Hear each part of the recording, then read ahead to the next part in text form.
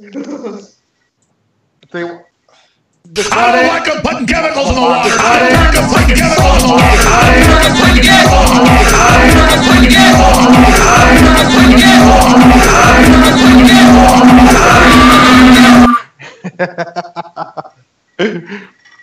That's twice, damn it!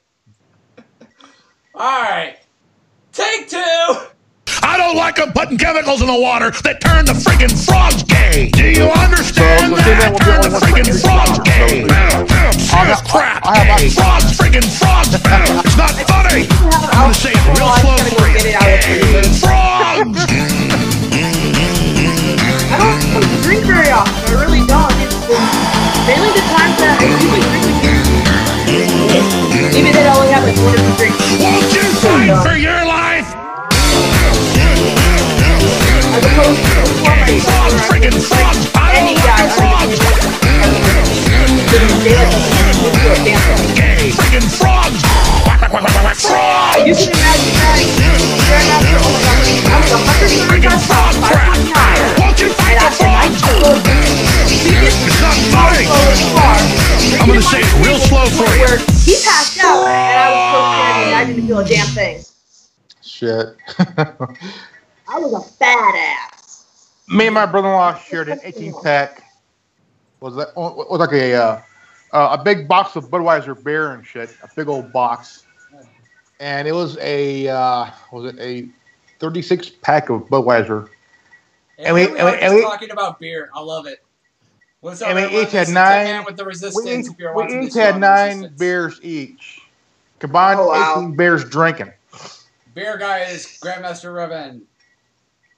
The beautiful blonde is Genevieve, who we have yet to get to take off her top. And I, of course, am your host, the Tin Man, with the Worldwide Resistance Network. If you're watching this, you are the Resistance. Hope you all enjoyed the fight last night, because I didn't fucking pay for it. Hey, I got to watch it free, man. Yeah. That's what free. 50 million people were trying to stream that shit on Facebook.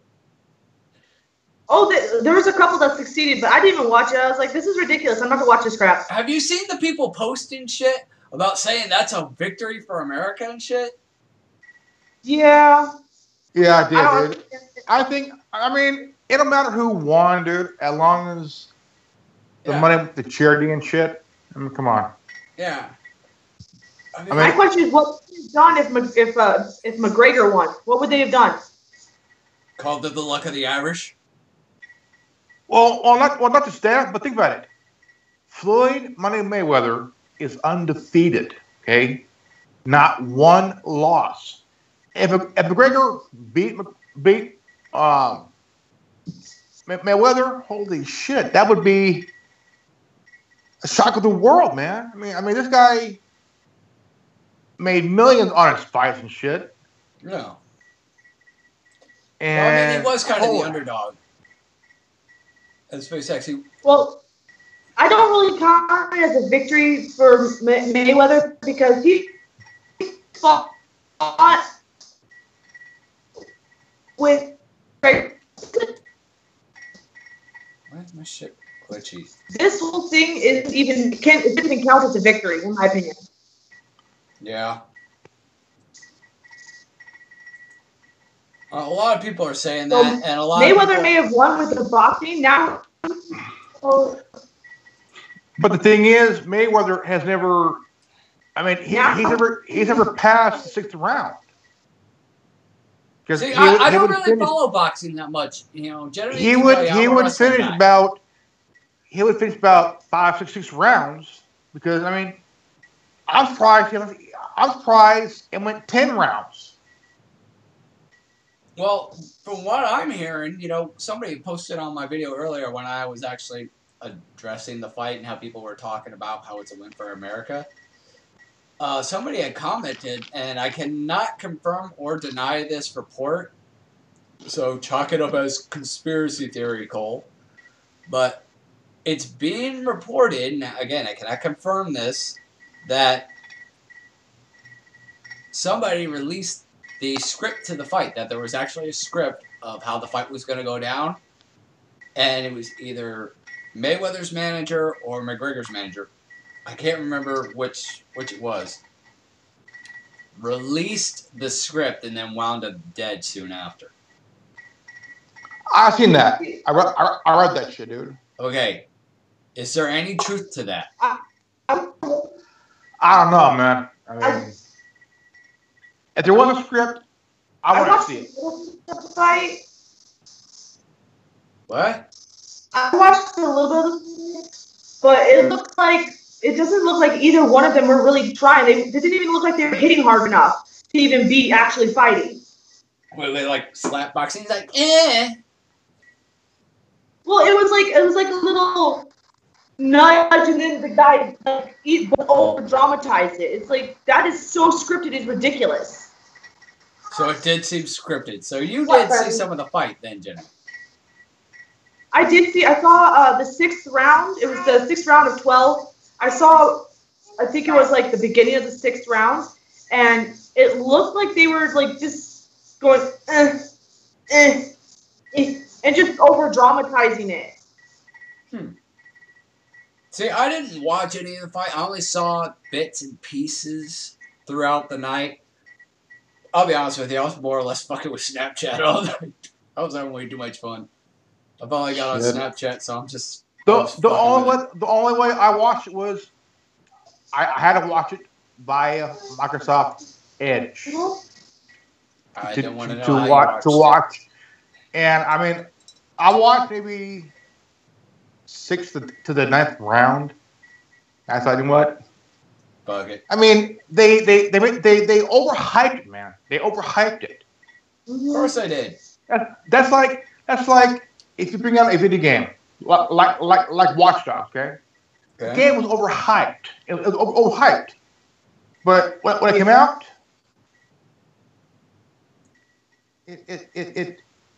the hype wasn't breathe even deep there, again. dude. Your tits almost popped out of your shirt, Genevieve.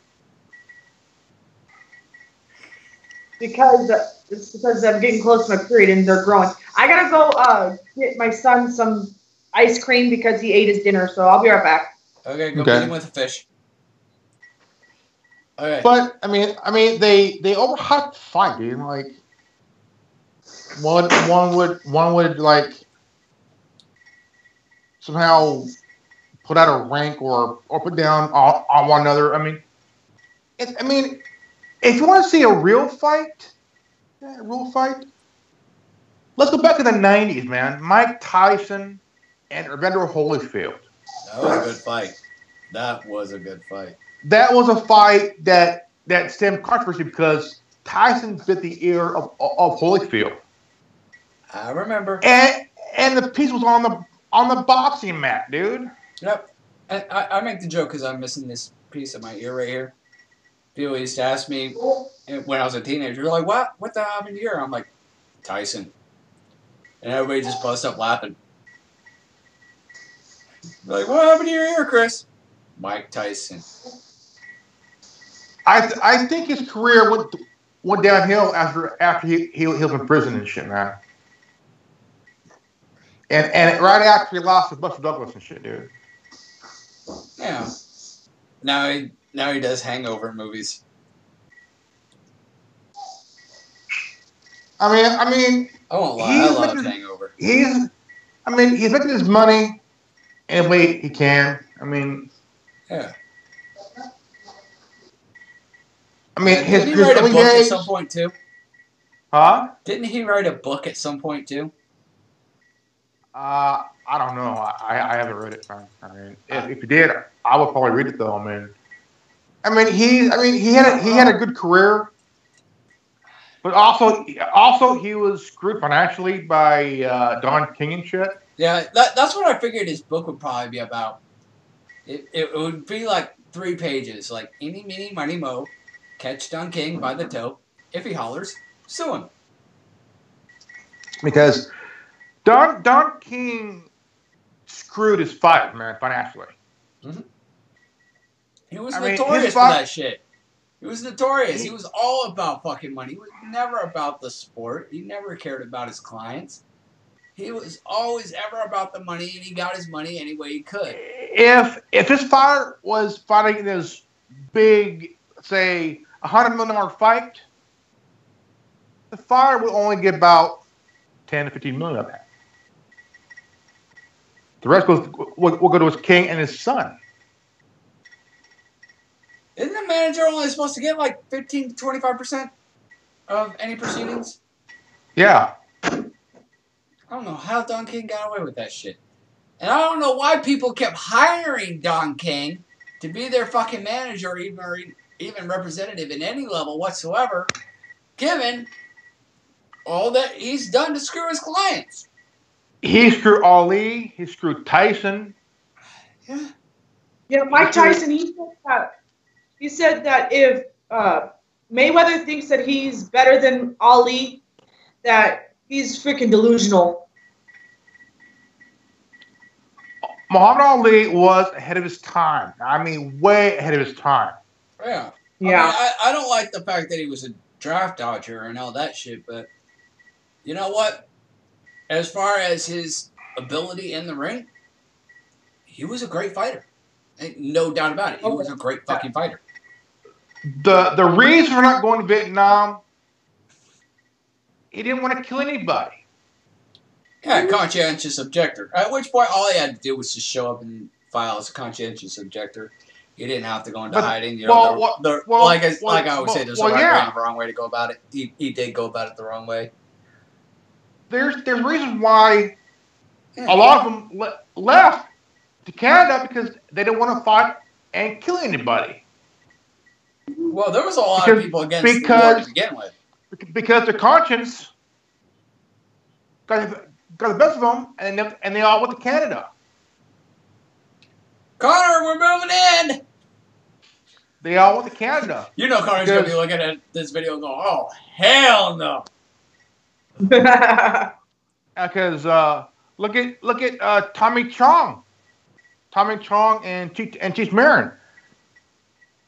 They're supposed to be headed to Vietnam, but they both went to Canada, dude. And that's when they started that comedy act and shit of theirs. Yep. Yep. Dave's like, hey, we're the U.S. government. We're here to draft Dave. Dave's not here. Not here. How much you want to bet that's how it actually went down? Who is it? The U.S. government. We're here to enlist Dave. Dave's not here. Not here. VH1 had a weekly special, and Cheech and Chong had their episode, and they did a skit on a skit where Cheech Marin's character Dave was supposed to deliver stuff, and how it did it was funny, and Chong was like kept saying, Dave's not here, and Cheech Marin was like, get God damn motherfucker, knock the door. Who is it? Hey, ask me, Dave. Dave's not here. Yeah. Did you ever see the episode of The Simpsons where they actually had Cheech and Chong on The Simpsons? It was during their comeback, and things just weren't going well between them. So Homer winds up taking Chong's place while Chong goes and pursues a legitimate career in acting. A more artistic career, I should say. Tommy Chong did a pretty good job as Leo on that 70s show. He did. I mean, I'm like, man, the best part for him. And holy shit, man. Okay, so we were. Yeah. All right, hold on. I know I heard you. So do I. I bet.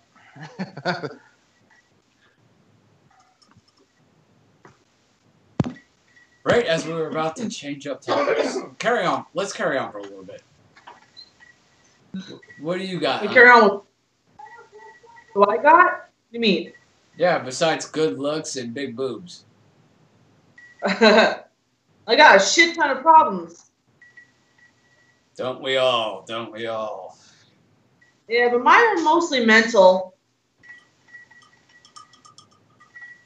I'm just kidding. There goes our credibility out the window. TWWN hosts are mentally insane and mentally incompetent. Do not trust No, I'm them. not. No, Crazy conspiracy theorists.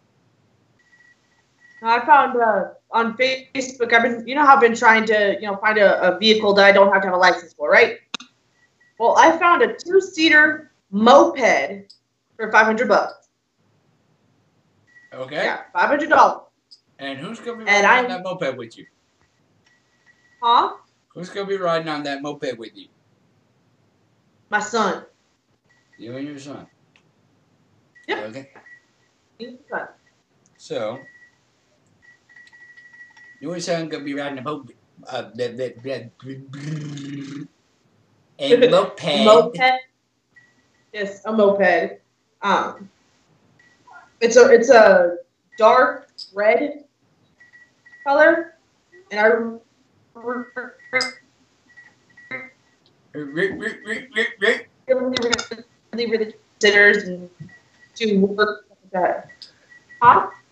You went and now you were just frozen, stuck with your tongue out. It was funny. Oh, sorry. Yeah, glitchiness. I can. I'm hoping that I can get it because of the fact that I want to be able to take my son to his babysitters while I go to work. So. Yeah. I don't know who Destiny's gonna get to watch the kids when I'm gone.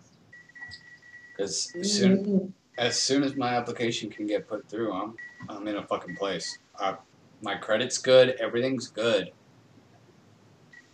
I just gotta wait for HR to fucking handle shit at work. Handle shit with providing the necessary income verification. Which is funny, because it took them like 2 days to even get the shit. And the property manager of this place that I was applying at thought, well, we haven't got anything back yet. And it's dinner! What? It's like, if you don't care what the skinny guy's gonna eat me. This peanut. Hi. Peanut, so cute. I like peanuts. Give me. Hi. Give me, I want to eat Hi. it. I want to eat it. Hi. Yeah, everybody's like, hi, doggy, hi, doggy. I'm just like, here, give it to me. I want to eat it. Go say hi. Go say hi. Say hi. I guess my dog. I guess that's one thing that's never going to change, isn't it? She's 2. She's 2 years old. Oh, you 2? Are 2?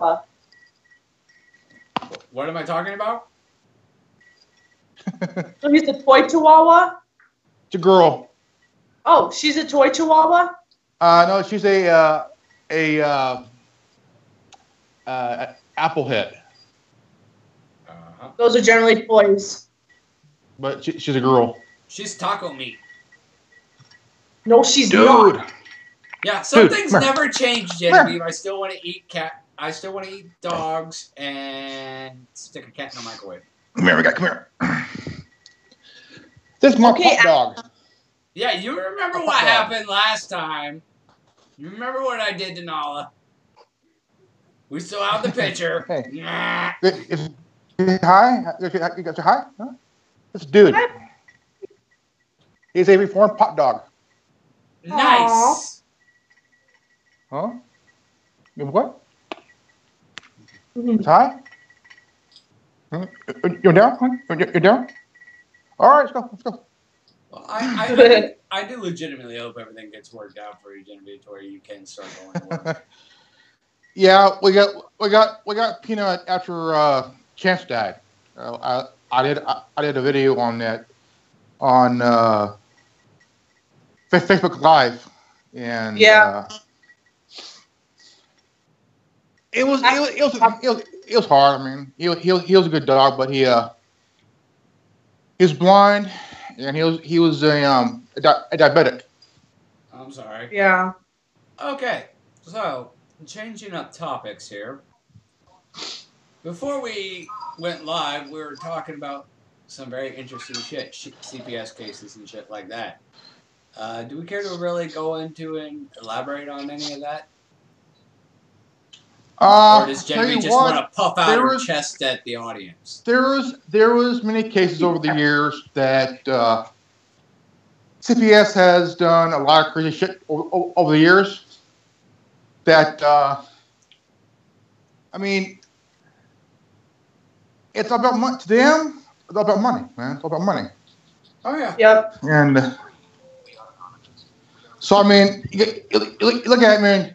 Most people they got are all criminals, pedophiles, drug dealers, people like that. And they hide their background, dude. They'll lie on their applications and everything, dude. Yeah. Yep. And do they even do legitimate background checks? hardly, because most of them are pedophiles, drug dealers, drug users, whatever. So I mean. So what? Pretty much any Joe Blow could walk in there and apply and be a CPS worker or even a. Right back. Okay. Okay. So they could be a CPS worker or even a foster parent with relative ease. And don't these people get paid to be foster parents? Yeah, they get paid per child. Yeah, and how much is that? Is it like $1,000 a child or like $1,900 a child or something? I think if it's a baby, it's like $2,000. But if it's a toddler, it's like $1,900, and then any older, yeah, it depends on the age and it depends on the situation the child was in. Like poverty children, if they came to CPS because they had no clothes and they were being abused and stuff like that, the check is more. But if the kid is like my son, the check won't be that big. It'll be like maybe $1,200, and that's it. And that's on top of whatever they make for their regular day jobs. Yeah.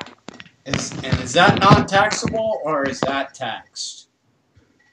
I'm assuming since it's from the government, a government agency, it's not taxed. Hey, Jimmy, I got a question to ask you. What's up? What part of Nebraska do you live in? What? What part of Nebraska do you live at? Bellevue? Bellevue? Yeah. Hey! Have you been to Bellevue Mental Institute yet? Because my mom is from Cook, Nebraska.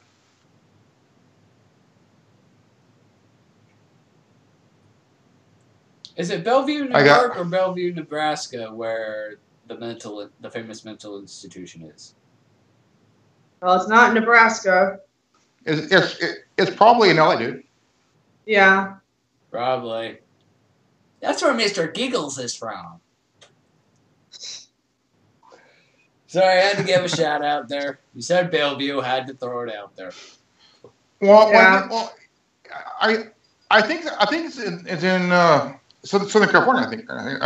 I think somewhere. I mean. Is it in California or is it in New York? I can't remember. There's a lot of state asylums in California, but there's more on the east coast of the United States than there are on the west because of the fact that the east coast is where the country first started, and so there was a lot of people, like even a mentally disabled child, like someone with ADHD or ADD or something like that, they were put in an insane asylum. Well, I'm glad I wasn't born back there. Especially nowadays where they classify pretty much everybody with there's a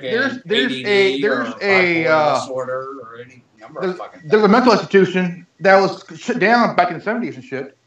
And that was where the documentary was Hoppy.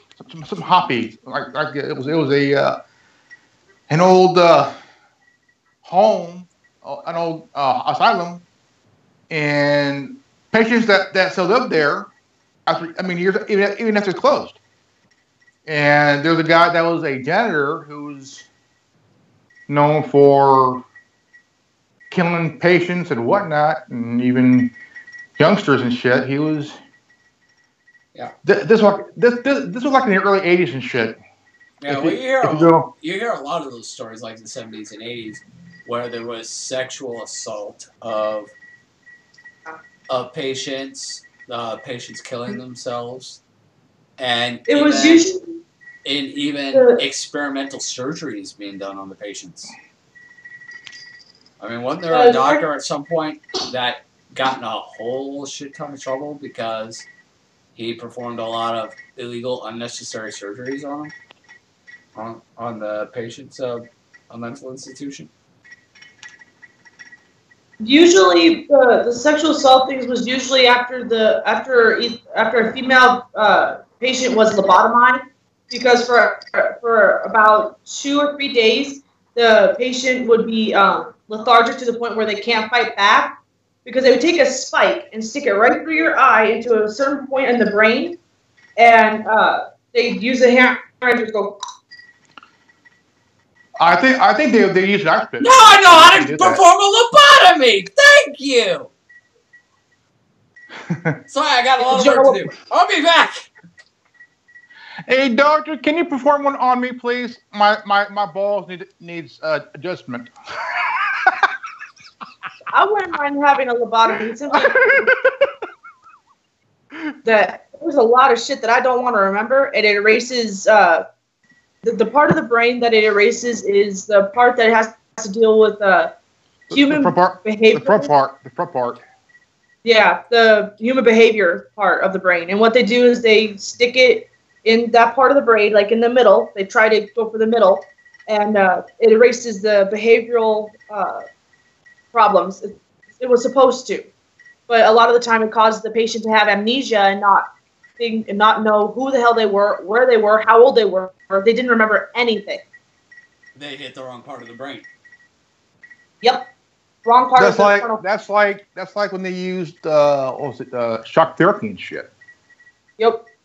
I mean, a lot of people have lost some memory, some abilities, motor functions, and whatnot. You know, and I mean, just even the thought about it, or even talk about it, makes your fucking skin crawl, dude. I never really understood shock therapy. I think like the scariest example I saw of shock therapy was actually in the '80s film Return to Oz, when they were actually going to do shock therapy on Dorothy, and just the way everything they did in that movie, even before she went back to Oz, just the hospital, the doctors, the equipment, and Haunted Mansion. Yeah. Haunted Mansion. And that scene where he knocked the chick out, I mean, just really did that on her and shit. Yeah. Yeah, what they do is they shave off the hair on the temples, and they stick the 2 little round paddles about that big. Yep.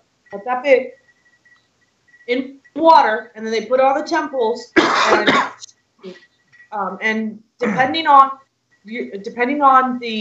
your behavior, if you had been especially out of control, they amped it up to I guess the max. I don't know what the max was, but they would pull it all the way up to the max, and they would try and erase that problem in your behavior. This is the way we cook the brain. Cook the brain. Cook the brain. Yeah. But it makes it. But now, if you watch One Who Flew, it's a movie based on a novel. Nest. Yeah, that one. One of my favorites. It's a classic, and it's a classic, and just that scene, man. I mean, just the scene itself. I mean, just shivers down your fucking spine, dude. I mean, like, holy shit. It does. I mean, a lot of the movie was fucking hilarious. I loved the movie. Jack Nicholson is a fucking amazing talent, and he can definitely deliver. He was also in the original. The Shining. He was in the original. No, the original Little House of Horrors. No, Little House of Horrors. Yeah. And this was in black and white, and he was the guy, and yeah, he was younger. Yeah. And actually got to see it in high school. I was in science class, and it was a Friday, and we seen the original some horrors. This was before the musical version. Yeah. It's a pretty scary movie. I mean, that's why a lot of people did the meme of, if you see any strange plants after the eclipse, don't touch them. The one movie that can really scare you is The Day the Earth Stood Still. Yeah. And holy shit! I mean, like, god dang, dude. I'm sorry, but you know what? You really want a fucking scary fucking experience? Get high as a fucking kite and watch the tunnel scene in the original Charlie and the Chocolate Factory. I've been there. Fuck you up. Did you know that movie is a horror film? Oh yeah, yes. The novelization was It's a horror film. And when I heard, I was like, I seen it when I was in grammar school. I thought it was just a kids movie. No, it's a horror movie, asshole. When you get older, it's like, holy crap! Why the hell would I show my child this? Yep. This is what happens to bad children. Johnny Depp, that version, I tell you what, does not come close to the original. Not by a mile. No. Remake. Did you ever see the trailer Gobstopper? With Christopher Lloyd? No. When you get a chance, look it up. It's called Gobstopper. It is actually a horror rendition of Willy Wonka and the Chocolate Factory, but it's just a trailer. And it's done like a trailer. And I'm like, damn it, they need to actually do this! Sure, I mean, there's movies that... I mean, I'm a big history buff and a big conspiracy theorist. That I admit, I am a conspiracy theorist. I am. Hey, you know what? Fuck what Cole says. I don't give a good goddamn what he says about the term conspiracy theory. All conspiracy theory is a derogatory term propagated by the CIA in the late 70s to criticize critical thinking. Yeah. To question the official narrative. I'm sorry, but I'm willing to question the official narrative. And Cole, I'm sorry, buddy, I love you to death, but if you're not willing to question the official narrative, then what the fuck are you doing? I question everything. I have since I was in my preteens. Yeah. And now, if you look at the movie Eyes Wide Shut, okay? Now, think for a moment. This was the movie, okay, the last movie that Stanley Kubrick ever directed. The last one. And why? Exposing the Illuminati, devil worshipping, all other shit. Okay? In the early to mid to late 30s, same movie was done, but under a different title. Okay? A producer, a director, even a couple actors were found dead. Now, think about it. Think. Why? Yeah. They exposed the ritual. What, the Bohemian Grove? Or no. A different version? Eyes Wide Shut. The movie. I have not seen Eyes Wide Shut. I've heard of it, but I have not seen it. Explores about the devil rituals. Okay. And it had Tom Cruise and Nicole Kidman in it. This was Stanley Kubrick's last movie he ever did. Okay. The movies he done from The Shining to 2001, The Space Odyssey, to Clockwork Orange, to we'll call it Full Metal Jacket, and the last one, Eyes Wide Shut. They explored of what needed to be done, telling the truth. Now, if you look at Platoon, Yeah. it explores what happened behind enemy lines, of what we did to the villagers in Vietnam. We killed innocent civilians. Mm-hmm. Just like we did in Iraq and Afghanistan. Yep. But the reason is our troops were lied to. Mm-hmm. They were lied to. We were for almost 80 years. We've been lied to. Of course. We've been lied to. The Gulf Talk incident was a lie. Yeah. It was a lie. Our boys were flowing the river. We were fucking killing Vietnamese citizens and shit. And also, for the reason of the war, Wait. it's for the oil No. and the poppy crops. Yep. You need to be on the.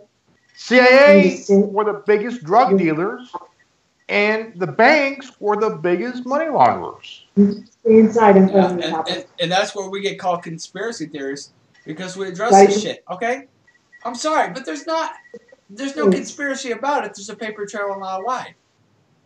You know, you got. No, you don't. And got stop the doing that. paper You're going to trail. get hurt. Who benefited from the resources in Vietnam? Okay?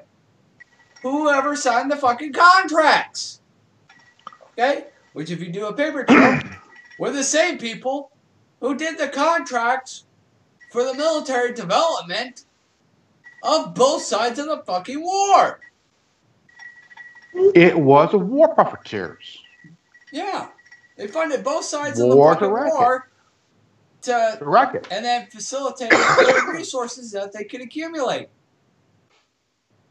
They said, okay, we'll back off our big dog on you, but this is what we want in return. At which point we pulled out of Vietnam. It wasn't a fucking loss, as per se. All we were was there to freaking bark at the fucking Vietnamese to solidify a few resources into the hands of the people who were funding both sides of the conflict. Because the war Look is at the just fucking war. paper trail. No conspiracy there. It's a Paper racket. trail. Evidence. Banks make money off the war. War profiteers make money off the war. So does corporations. Yep. You know, everybody wants to scream conspiracy theory, conspiracy theory. God damn it. Look at the fucking paper trail. The evidence is right There's no there. If it theory. looks like a duck and it quacks There's like no a duck, theory. God damn it, it's a duck! It's no theory. There's fact. Yeah, there's no theory about it. It's a conspiracy, damn it. It's like, why did Saddam Hussein really die? Did he Why really did they die? get him? Did he really die? Now there's a conspiracy theory. Because That's conspiracy theory. Did Saddam Hussein and Osama bin Laden actually die? That's conspiracy theory. No proof. Now, no real evidence to support. Here is a real fact. Okay, here's a real fact, brother.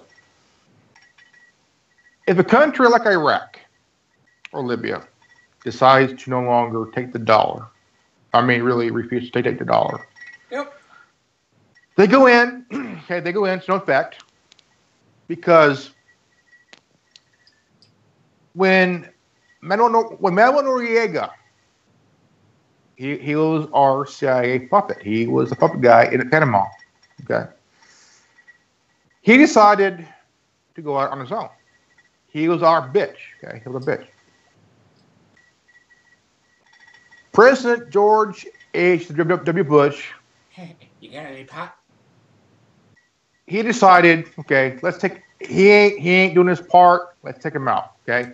Now, if you play the game Black Ops 2, okay, Yeah. Black Ops 2, same scenario. You go in Panama, you take him. You go to a safe house. You find him. You plant drugs on his ass.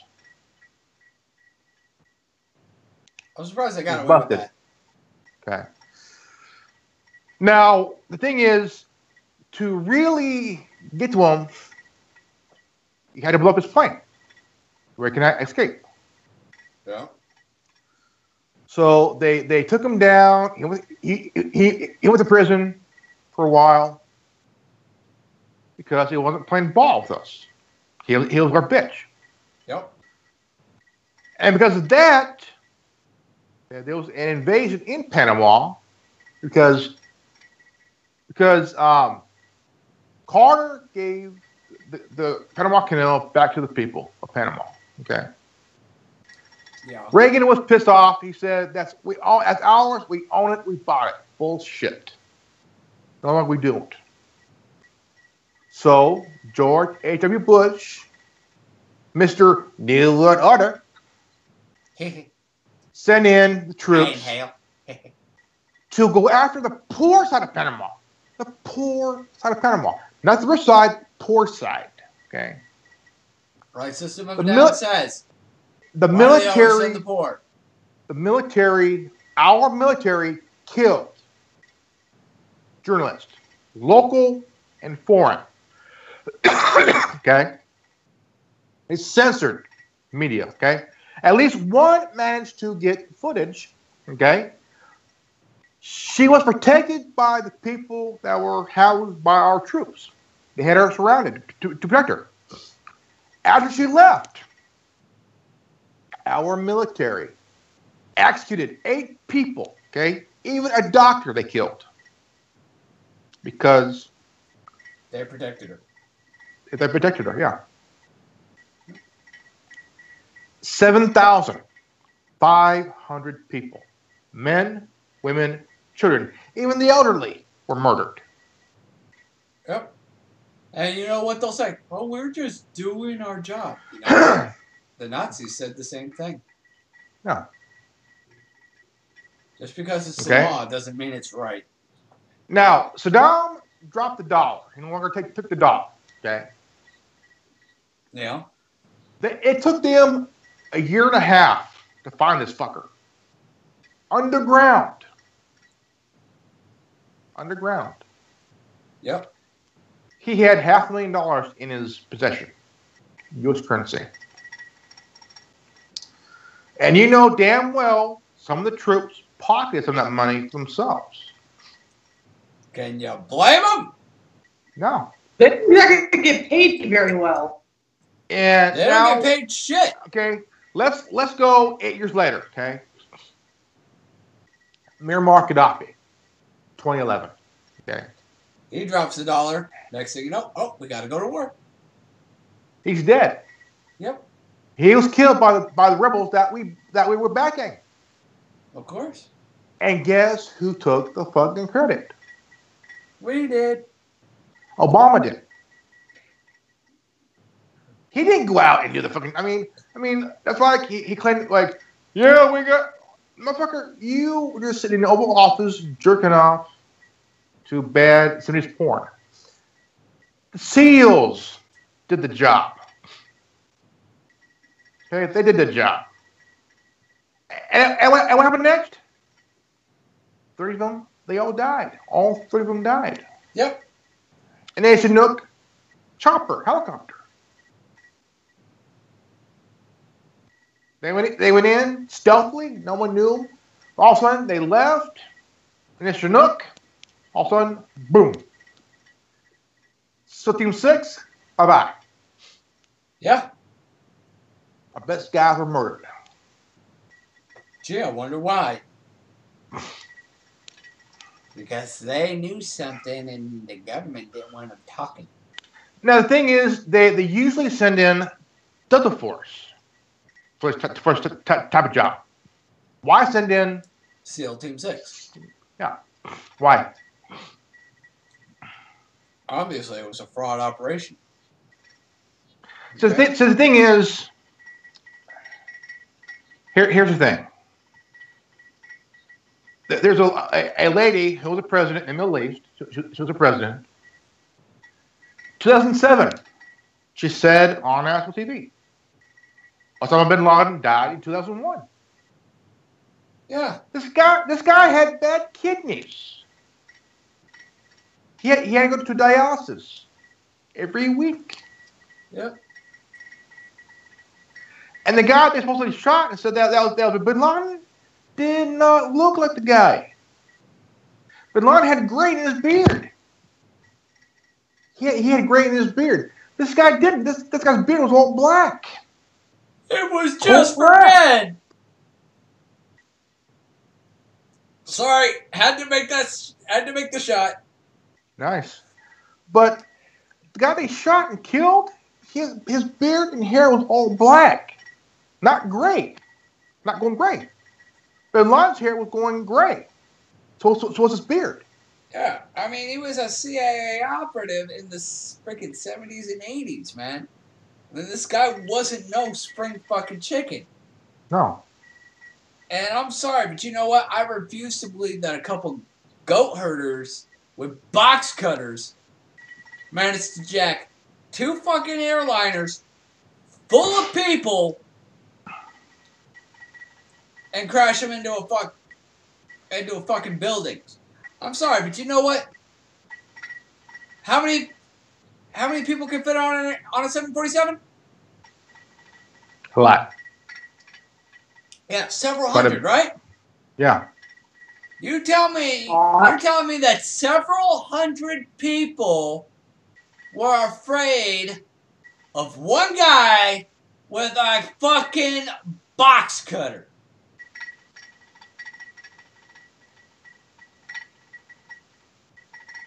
Well, our country is mainly all pussies. The thing is, here's the thing. Well, you know what? Okay. I am what I eat too, but you know what? I've had fucking knives pulled on me plenty of times. I've had guns pulled on me plenty of times. I'm like, yeah, okay, let's go. Otherwise, let's put go that shit down. to. Let's fucking dance right now, motherfucker. Hell, Okay, let's hold go on to it. to I'll whoop your fucking ass. September 10th. Okay. Donald Rumsfeld says they're missing $2.3 trillion. Okay. Yep. He announced it. Yep. Where'd it go? Where'd it go? It didn't go in my pocket. So the next day, all of a sudden, this shit happens. 9/11 happened. Just on the same day that we happened to be doing training exercises for the same type of scenario. Yet none of our planes were. Okay, explain that to me. That's something that's never really been addressed. We were doing training ops for that exact type of scenario,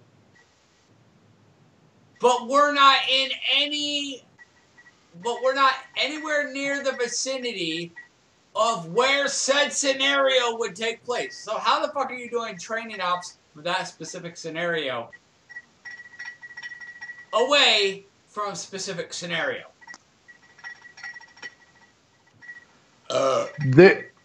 There are many questions with no answers, brother. Exactly. I mean, call me a conspiracy theorist all you want, but you know what? That's a fair question to ask. Okay, if you're running drills to prevent hijackers from crashing planes into the World Trade Center towers, well, wouldn't you be running the exercises within that general vicinity? Yeah. Oh. They said that the planes knocked it down. I say bullshit, okay? No. This is a thinker, okay? Jet fuel is 4/5 kerosene. Yep. Okay. Mostly kerosene. It would automatically evaporate in seconds, okay? Yep. That's like punching a hole in a screen door. Okay. The only theory would be easy. Remote demolition. It had to be. With thermite.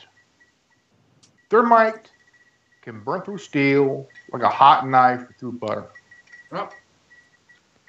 1,500 engineers. I thought it was funny that they actually threw that out in Sarah Connor Chronicles when they were melting down Terminators with thermite. I thought that was interesting that they just happened to throw that out there. Now, if you look at a whole month, A whole month. Nobody could go to ground zero for months because it looked like a refinery. They're saying drips of molten metal. Wow. How did that happen?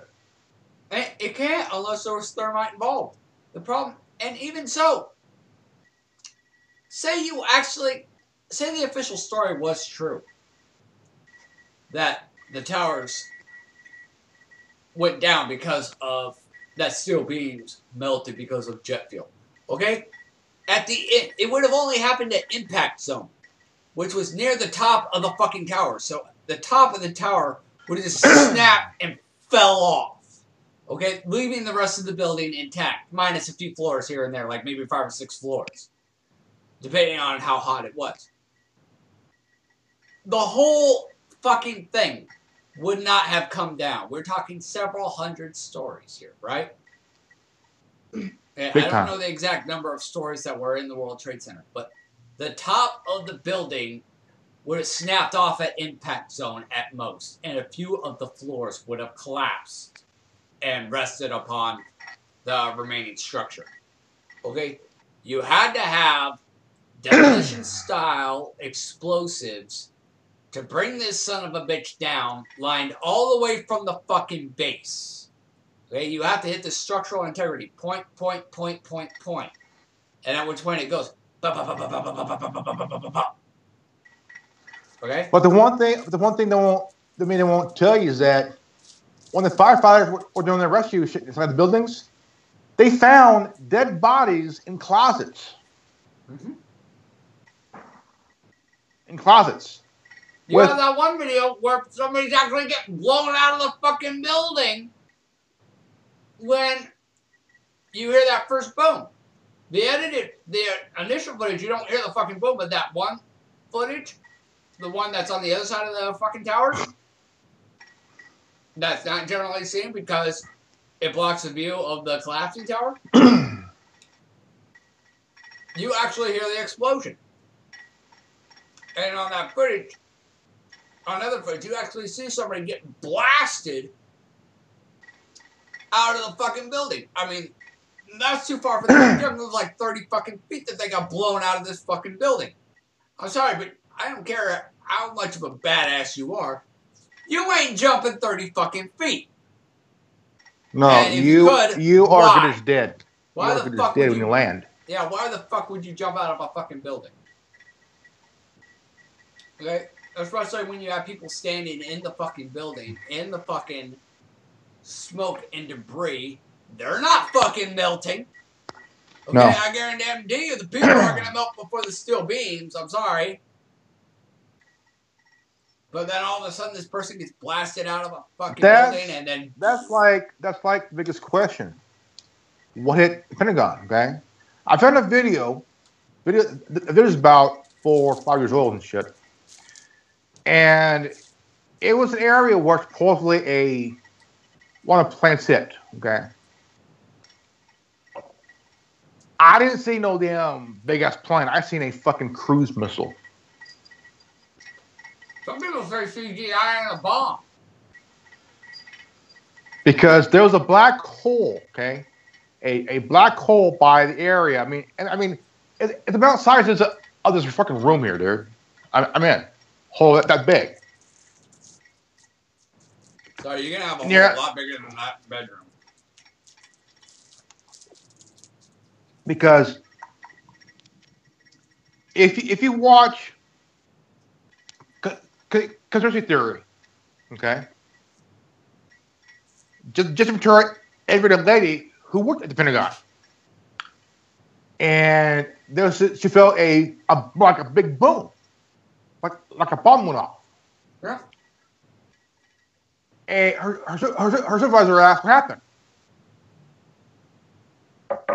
Sorry, sounds like a bomb went off. She goes, "No, there wasn't the bomb." Telling her, it's all in your head. Which, if it was a bomb, it was a bomb. Okay. If it looks like a bomb and it sounds like a bomb, it's a bomb. But the place that was destroyed was all the financial records and everything in there, in that area alone. Okay. Now, check out. Okay. September 10th, we're told we're missing $2.3 trillion. Okay, so September 11th, Pentagon was hit. And who holds those financial records? The arrows hit all financial records for the last few years. Okay, and underneath one of the Twin Towers was the egg gold depository. True. Not a lot of people talk about that. Okay. Now, could this all be connected? So here nearly 3,000 people died because they want to hide the fact that someone stole $2.3 trillion in gold. Or did they steal $300 trillion, or were they given $300 trillion to facilitate this operation, but they also had to do a little side job to make sure to destroy the paper trail? Yeah. You know, that I can see construed as conspiracy theory, but you know what? Let the jury make the verdict on that one, okay? Where does the evidence? What does the evidence? It's like here's the evidence. What would be the ruling here? Yeah. It's like the JFK assassination. All of a sudden, they found their boogeyman. Like that. All of a sudden, like very, very quick. Yeah. What was that? Oswald Kennedy. What was that movie? I forget the fucking name. Where the guy played a model that tried to go and work for his dad in them fucking mines, but then wound up going back to modeling, and then wound up being brainwashed and hypnotized to perform a hit on somebody. And it was this whole big thing that the modeling agency was behind all these top-level assassinations all the way back to Lincoln. You know what I'm talking about, though. Only thing I can think of is the Manchurian Candidate. But that was no, it's that was done by using it's starring what's his name from Meet the Fockers. Either Ben Stiller or Robert De Niro. Yeah, it's Ben Stiller. Ben Stiller plays the lead role. He's a model who left modeling. Went okay. I've been trying to remember the name of it for a while. I know the movie. I've seen the first one. It sucked like sweaty donkey balls.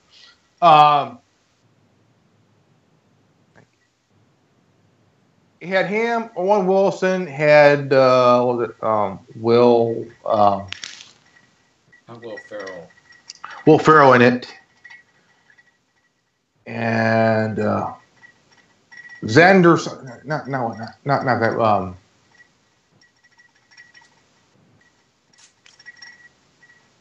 But you know who I'm talking about. Yeah, I do. But what is the name of that movie? If anybody's watching this and you know what movie we're talking about, damn it, tell me. Genevieve, my dear! It's a comedy, but I know that one. Yeah. What do you have to add, honey? You have been way too quiet. I'm just thinking about the movie Jeepers Creepers. Oh, why? Because I've been watching it for the past 2 days on live stream on Facebook. And they keep playing the first movie. They don't play any of the others. They only play the first movie. It's like, does that damn demon ever get killed? I think they need to send in Wolverine to kill his ass. I agree. But the question is, like, there's like 3 movies of Jeepers Creepers. There's the first one, the second one, and the third one. And in the third one, I've been told that he finally gets killed. But how? This motherfucker's been run over. He's been shot. He's been cut into pieces. He's been burned. How the fuck else are you supposed to kill it? Take its head. Take its head. The only way to do it is take its head. He's been cut into pieces. I think he was cut into pieces in the second one. Well, yeah. And all the pieces came back to each other. If you take each part of his body, arms, legs, and head, and cut his torso in half, in two, he could come back to life. I mean, I think the second one should end it, man. Like, end it for good. Well, I haven't seen all of the second one. I haven't seen the third one yet. I've seen like half of the second one. I've seen all of the first one, and I haven't seen the third one yet. And I want to know how that motherfucker gets killed. I really do. The old man and son from the second film is supposed to be in either the third one or fourth one, I think. Well, how do they kill it? Well, from what I know from the second one, that the old man put a pole through his chest, and then took his head off. Okay. So the vampire scenario. Yeah. But then how does he come back in the third? I have no idea. Because the old man has him on his barn wall, just hung there. And why he didn't take his head and just bury it instead of putting it back on the fucker. I mean, come on. If you put a pole through his chest and take his head, come on. The fucker is dead. He's deader than a fucking doornail. Not if he's a demon and he takes what he eats, like everything that he eats from the humans, it ends up becoming a part of him. And in the first one, the lady, she ends up saying that he's eaten too many hearts and he needs lungs to breathe. And that the kid, Darian, he has something that the creeper wants. And at the end of the first one, you see Darian's body, but without the eyes in the back of his head. But everything else is there. Like, okay, so what exactly is it that the creeper wanted from him? A penis! A what? A penis. You could have just taken it off of him. I'm sorry, I had to throw out something random and stupid. Like, we're going off of politics, we're talking about 9/11, now we're talking about Jeepers Creepers. I had to go stupid route. Penis. Did you know the truck that he was driving was a 41 Chevy? Yeah, and the license plate, it may, a lot of people see it as beating you, but it's eating you. It's a supercharged 41 Chevy pickup. Yeah. I mean, obviously it's a freaking demon, obviously. But my question is, how the hell did it come into the world in the first place? How did it, like, physically get here? Well, first my grandma and my grandpa had sex, and then they had my mom. Oh. Well, his backstory is that he hunts every 23 years for 23 days. Yeah. And that, but how did he get into this world in the first place? I mean, I don't know. That's and he's what the heck happened to that? I'm sorry, guys, and Genevieve, I'm sorry to do this to you, but doesn't that sound a little too familiar in story form? Yeah. Hunts for 23 days, reappears every 20-something years. Oh, come on. Cheap Stephen King ripoff. Come on. Years. But for Pennywise, it's every 30 years. For a whole year, he gets to hunt and eat. Yeah, well, it's like every 27 years, and ironically enough, isn't it that 27? No, it's like every 28 years, Pennywise appears. You notice it's... No, it's every 30. I watched it. No, it's actually 28, I'm pretty sure. Choice. It was on Facebook through TuneHub, so I watched it. Okay, it was every 30 years. Or are you talking about the movie? It says per the movie, it was every 28 years. No, in the movie it was every 30.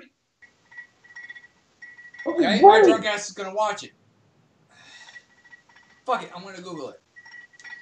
Fuck it, I'm gonna Google it. Okay, Google it. It's every 30 years. And I believe it's for an entire year that he gets to hunt. Okay, we are gonna find out. Oh, Zoolander. Zoolander's a good one. Zoolander. No. That's one. That's the name of the movie, dude. Zoolander.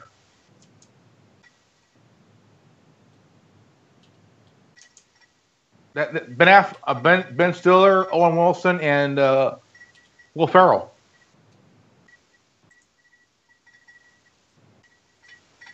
Model. Oh yeah, that. He's looking up the background for Pennywise. Can you actually see it on my shit right now? No, but I can. I know you already said you were going to look it up, and I know that look on your face of when you're researching something and reading something. Let me see here. Maybe I should just marry this woman. She knows me through and through.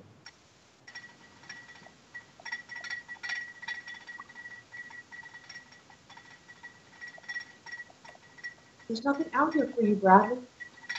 Take it inside. Okay, let's see here. I'm gonna have Mr. Giggles come on. Make you go. Shit. Wait, wrong here. Well, I'm gonna ask Mr. Giggles. Thank you. You only have an hour and like 20 minutes until you gotta go to bed. So it's called Zoolander 2. It says here, former model Derek Zoolander, Ben Stiller, and Hansel find themselves thrust back into the spotlight after living in a seclusion for years, inviting to a major fashion event in Rome. The strange friends are surprised to see how much the business has changed. Even more shocking is their encounter with Valentina Valens, whatever her name is. God damn it.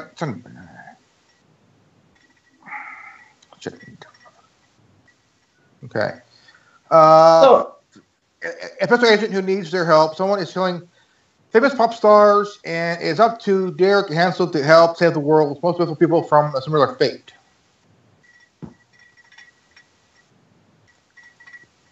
It has Ben Stiller, Owen Wilson, Penelope Cruz, Will Ferrell, and Justin fucking Bieber. Wait, who else is in that? Justin Bieber. Justin Bieber? Yeah. I'm so glad I never watched Zoolander 2. I hate Justin Bieber. He's a little punk motherfucker, dude. I mean, shit. He's a poser. He couldn't talk for a minute. I gotta go to the bathroom. Beer time, and then I'll continue my research. Justin Bieber's a freaking poser. Yeah.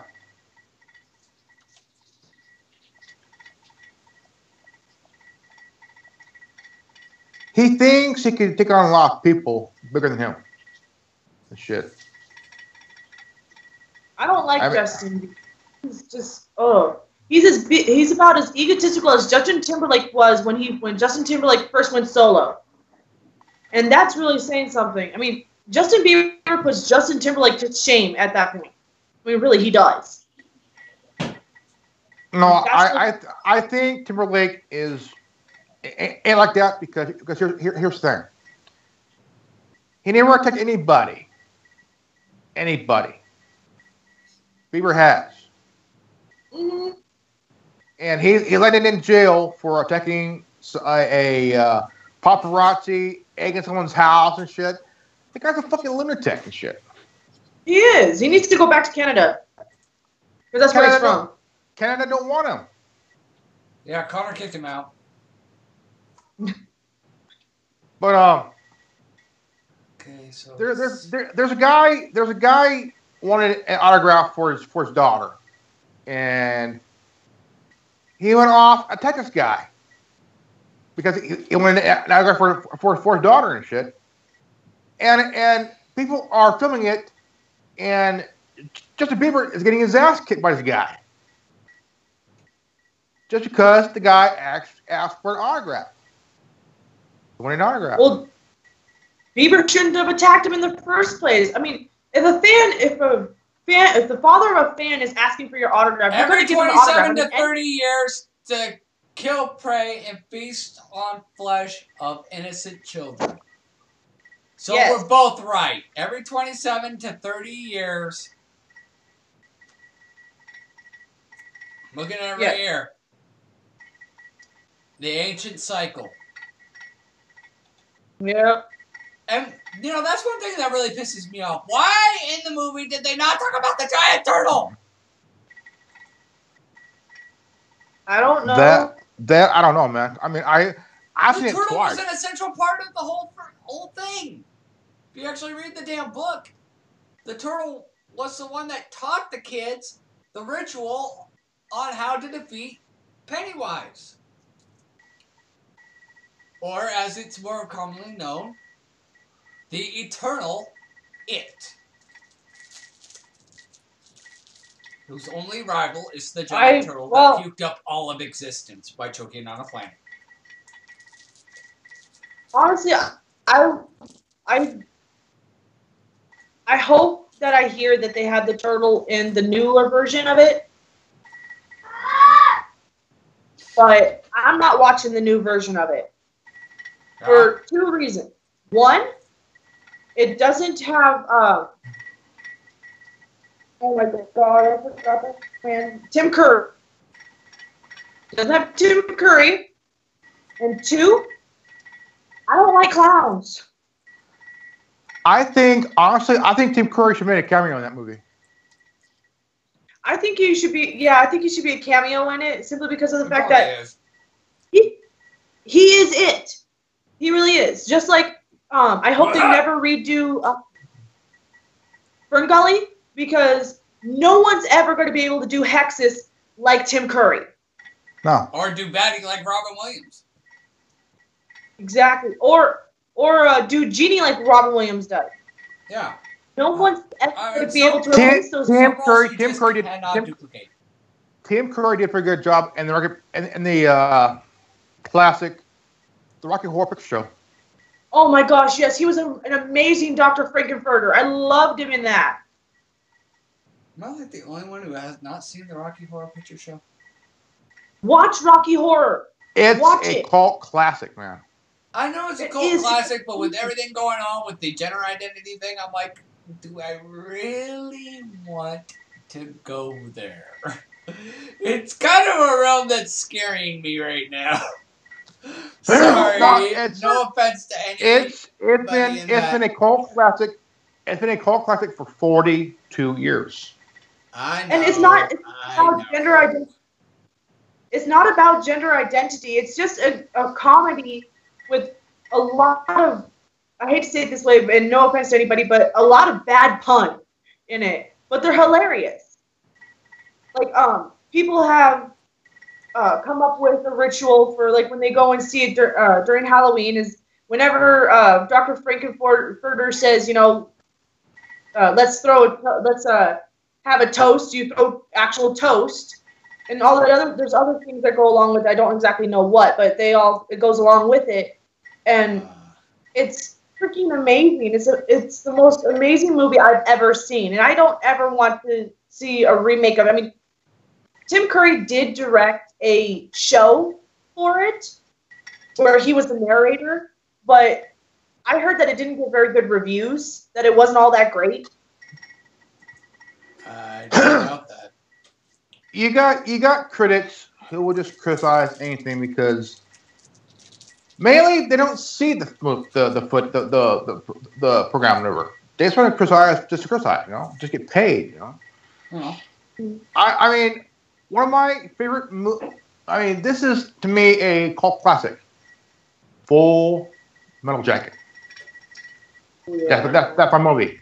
I seen it when I was about 12 years old. Arlie Ermy the drill sergeant, was awesome, but funny. Oh yeah. I could not stop laughing, man. Mm-hmm. I was 12 years old, and he was putting down these guys like you won't believe. And I'm there eating dinner, and I'm laughing so hard I'm actually spitting up while I'm eating. It is a good movie. It's a really good one. My brother, he's a Marine, and that's actually that movie, I believe, is probably the main reason why he became a Marine, was because of the movie Full Metal Jacket. Like, he has all of the cadences in that movie memorized. I mean, to a T, even down to the tone of voice that the guys have. I can see that. Yeah, my brother's hilarious. Your brother's interesting, but then again, your whole family's interesting. All right. Yeah. Here's a question for you guys. Okay. Debate on what is the worst movie out of the two. None of them, dude. None of them. I'm sorry.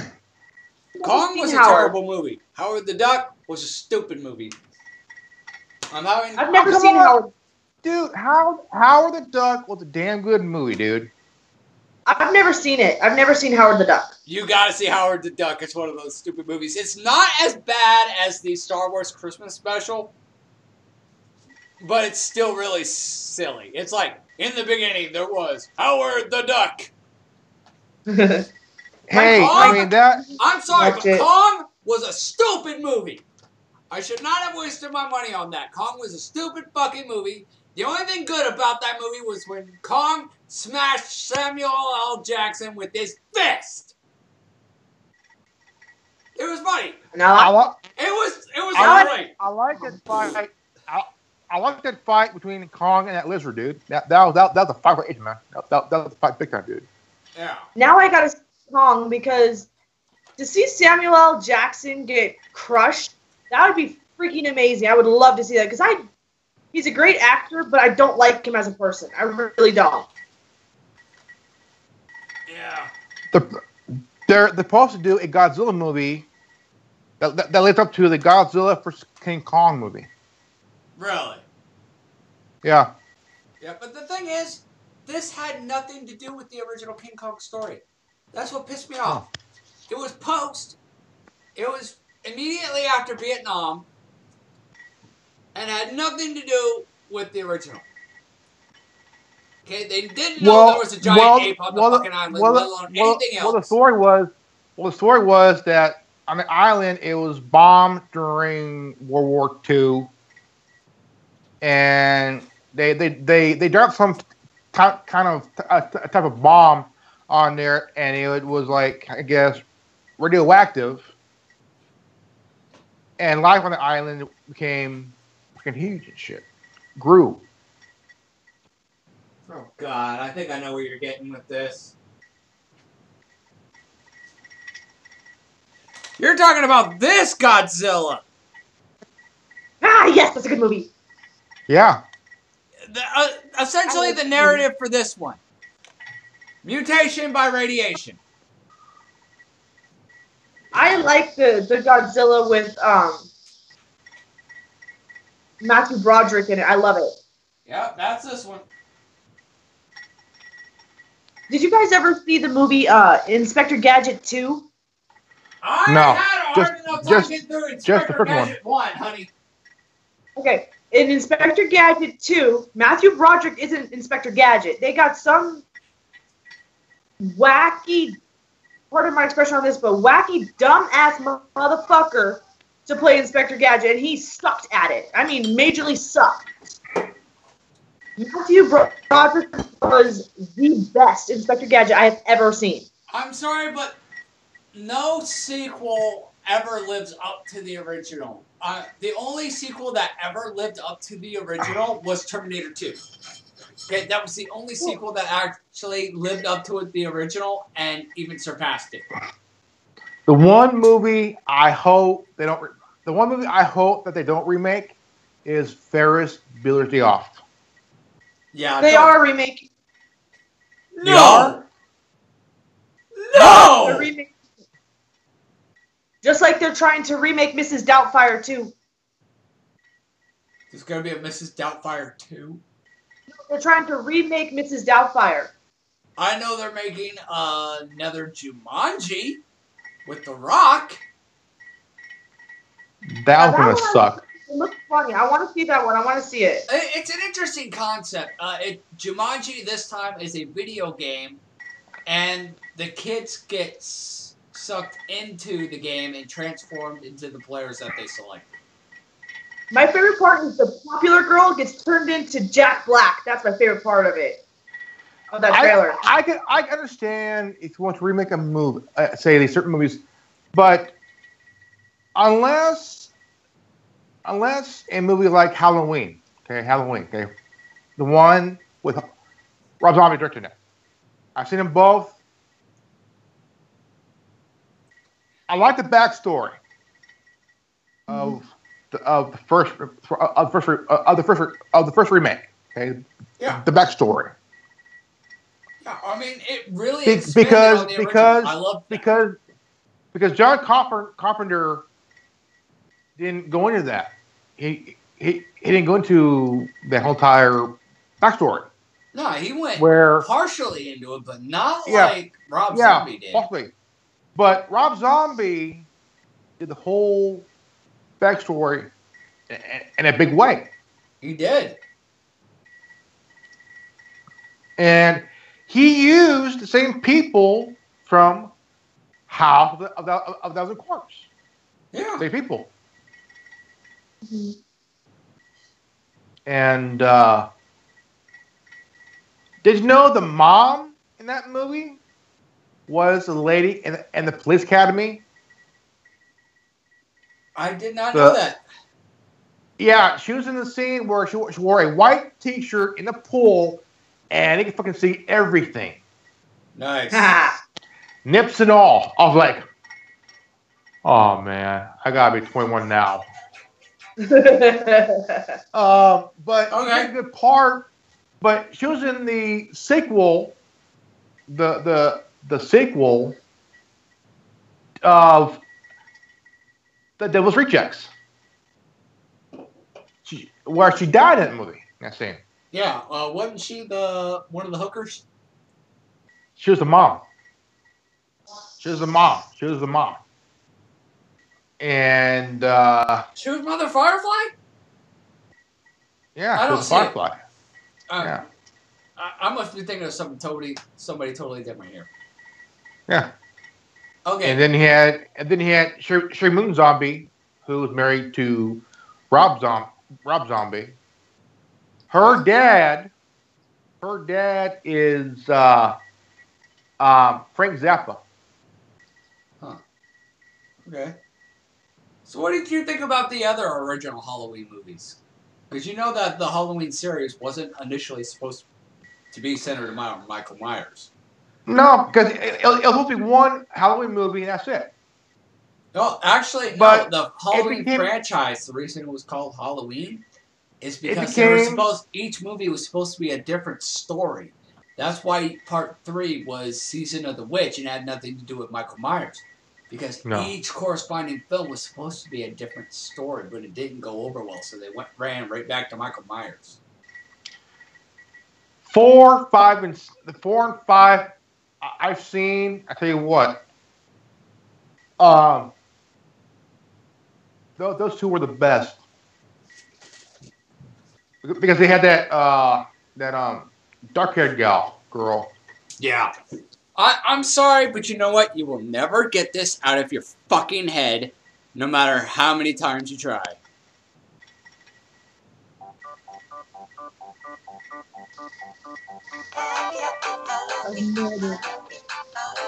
Oh, fuck no, dude. Not her now, dude.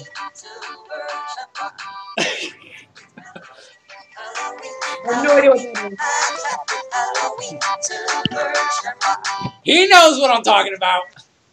Yeah, I know that one. Silver Shamrock. I mean. Could you hear it? If you think about it, the story of Michael Myers was that he was a victim of a cult that dabbed in Irish dark magic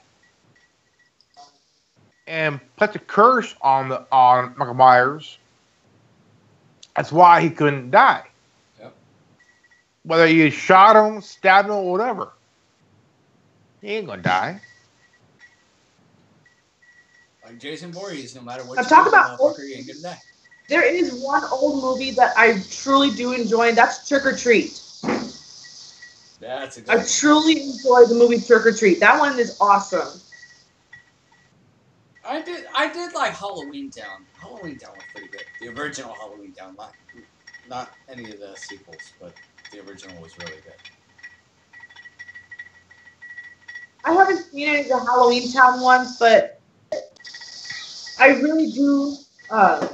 Like honestly, I will have to say my favorite character in Trick or Treat is that the little pumpkin demon kid. He's so cute, but also so.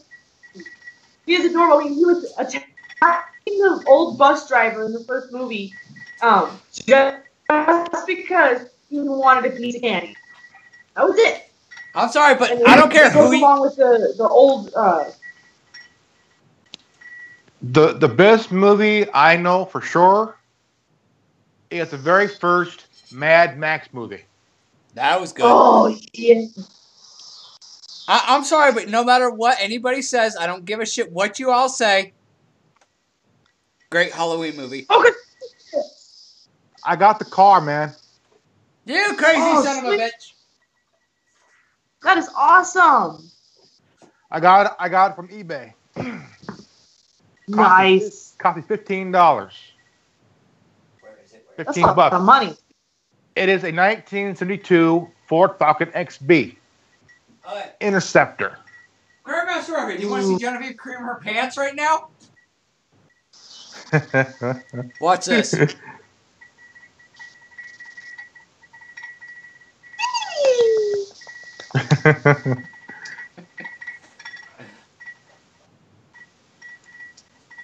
And yes, Yeah, ladies and gentlemen, that is what happens when Genevieve comes.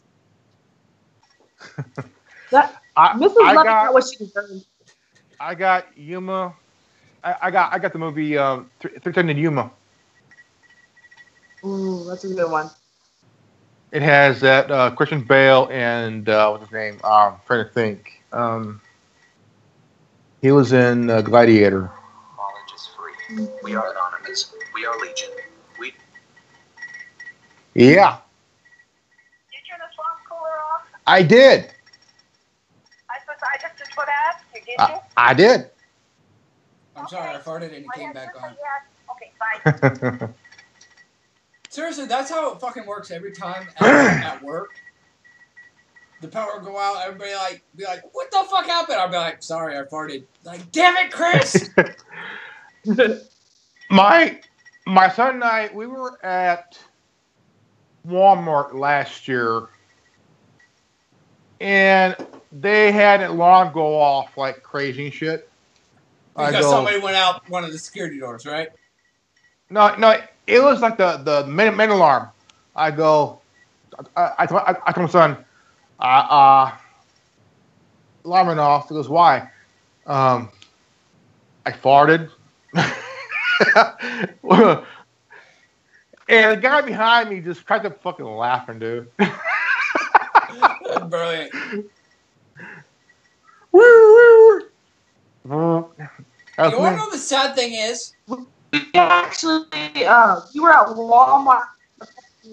So, we were at Walmart a couple days ago, and the actual building alarm off, not the fire alarm or the emergency, no, an actual alarm off at Walmart while we were there. And my son's looking around and goes, Mommy, what is that? I said, well, that's an alarm, sweetie. He goes, what's it for? I was like, I don't know, someone probably tried to steal something. Yeah, the funny thing about the whole farting thing with me at work, there's actually a legitimate truth behind that. I've only had bad gas twice out here. And every time that I've had bad gas to where I ripped one really bad, the power went out. I would literally be standing there working and be like, blackness. Everybody's like, I was what the fuck happened? Sorry, I farted. I was at Walmart one day by myself. It was I was out paying bills and stuff. I was in line, and again, the alarm went off. I don't know what made me say this. I had a guy behind me. I told him, I think the lady ever made queef because the alarm went off. And that dude about nearly fell on the floor laughing his ass off, man. Like,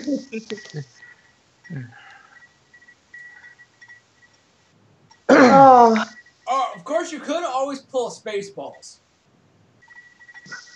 What the fuck is that? It's somebody's Virgin alarm.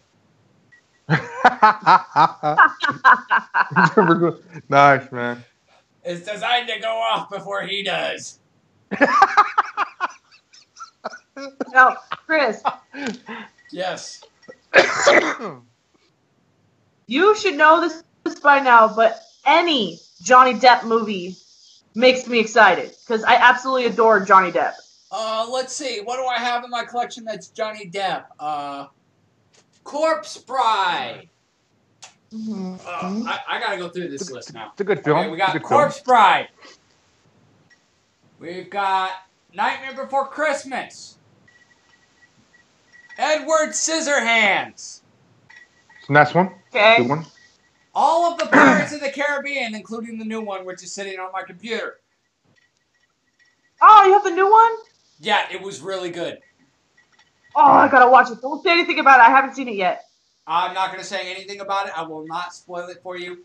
In fact, the way they introduced Jack Sparrow is so fucking epic. If I fucking told you, it would fucking ruin it for you.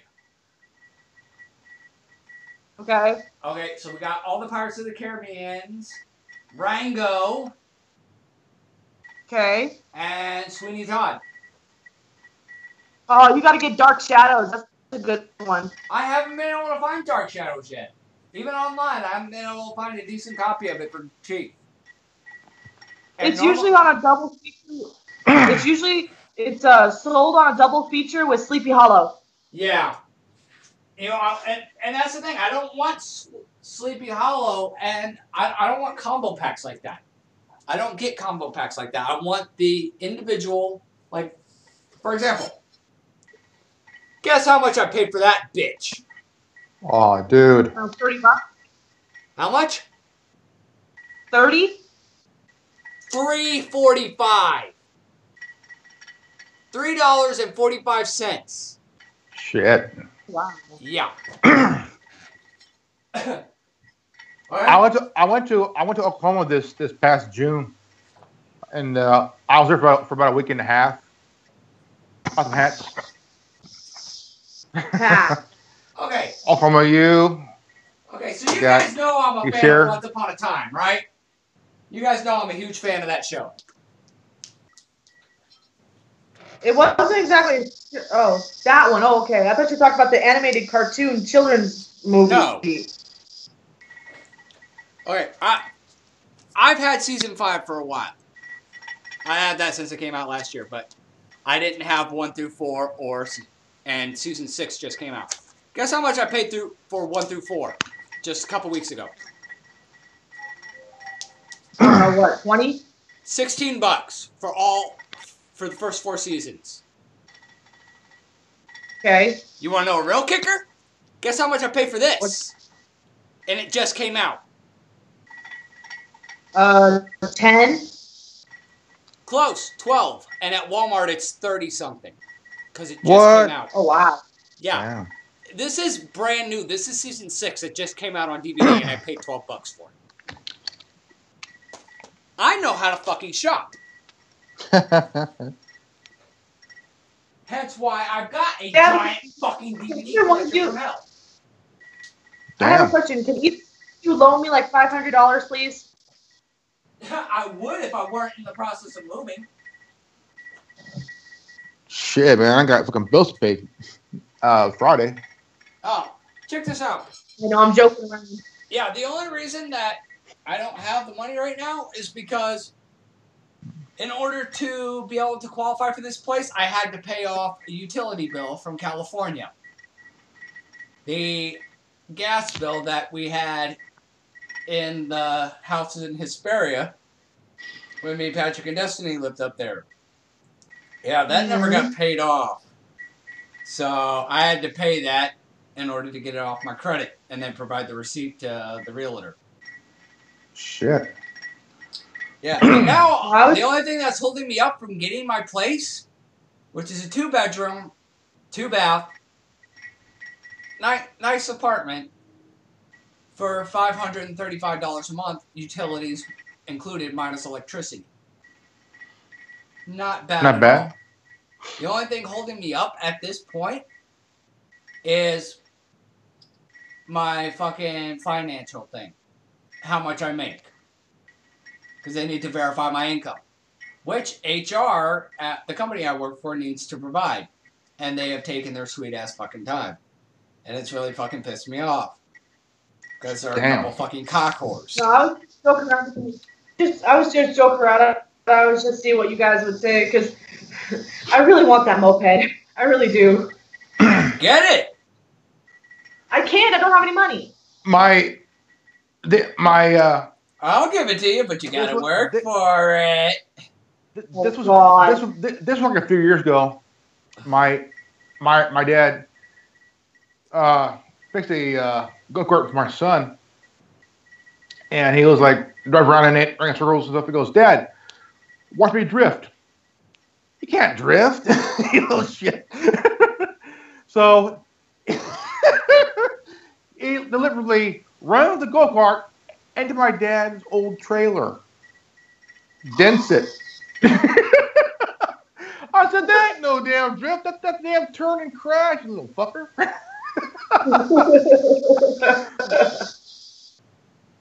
That's brilliant. Yeah. But check this out. Getting back to HR real quick. Me and this freaking apartment manager, we're actually friends from church. And she's like, well, I haven't gotten your paperwork back from your HR department yet. I'm like, trust me, send it again with a picture of a dick on it, and they'll get right back to you. It's like nothing but a couple cock whores. She's like, what do you mean? I'm like, they're nothing but eye candy. The only reason they got that job is because of their oral skills. Fucking the manager at this apartment complex just busts up laughing. Good little Mormon lady busts up laughing. She's like, Chris, you are freaking ruthless.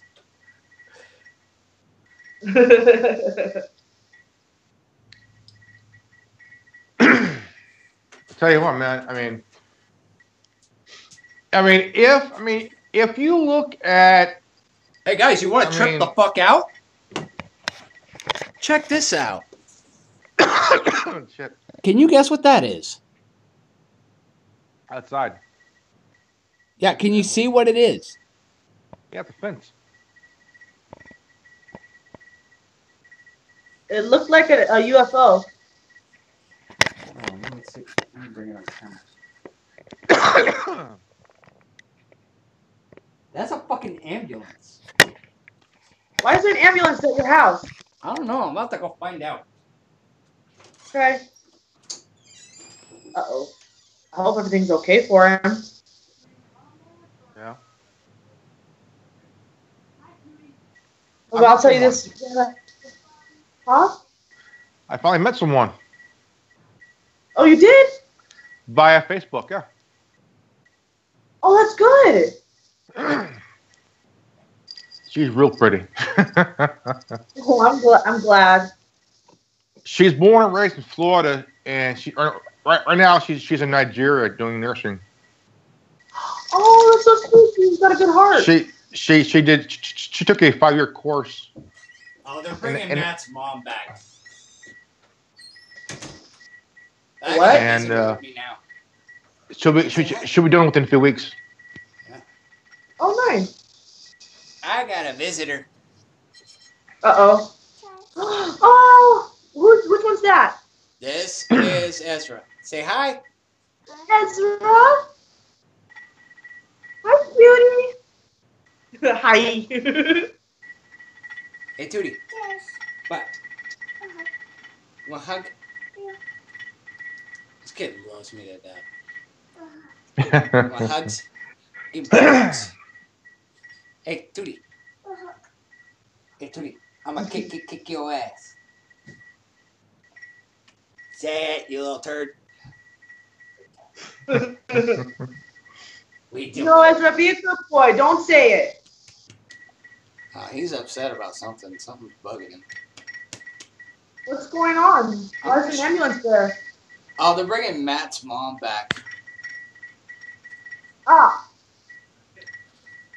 And I now have a Tootie attached to me.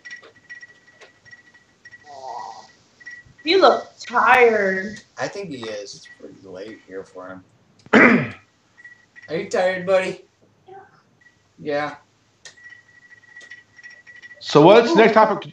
So what's the next topic, man? Yeah, hold on. Let me get my son. How to get baby disattached from me. Are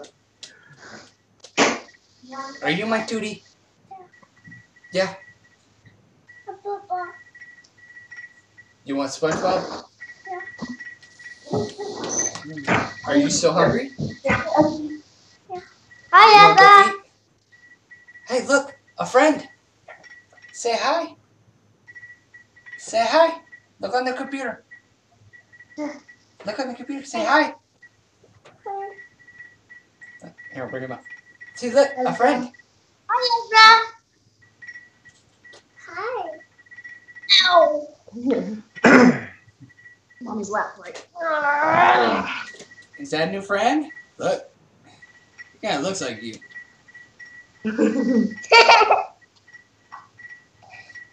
But I'm taller. Go say hi. You don't know that. You want to go say hi? Say hi. Say Hi. sorry, we're tired. I'm gonna go take him back in real quick. I'll be right back, guys. Continue on with topics. Come here, buddy.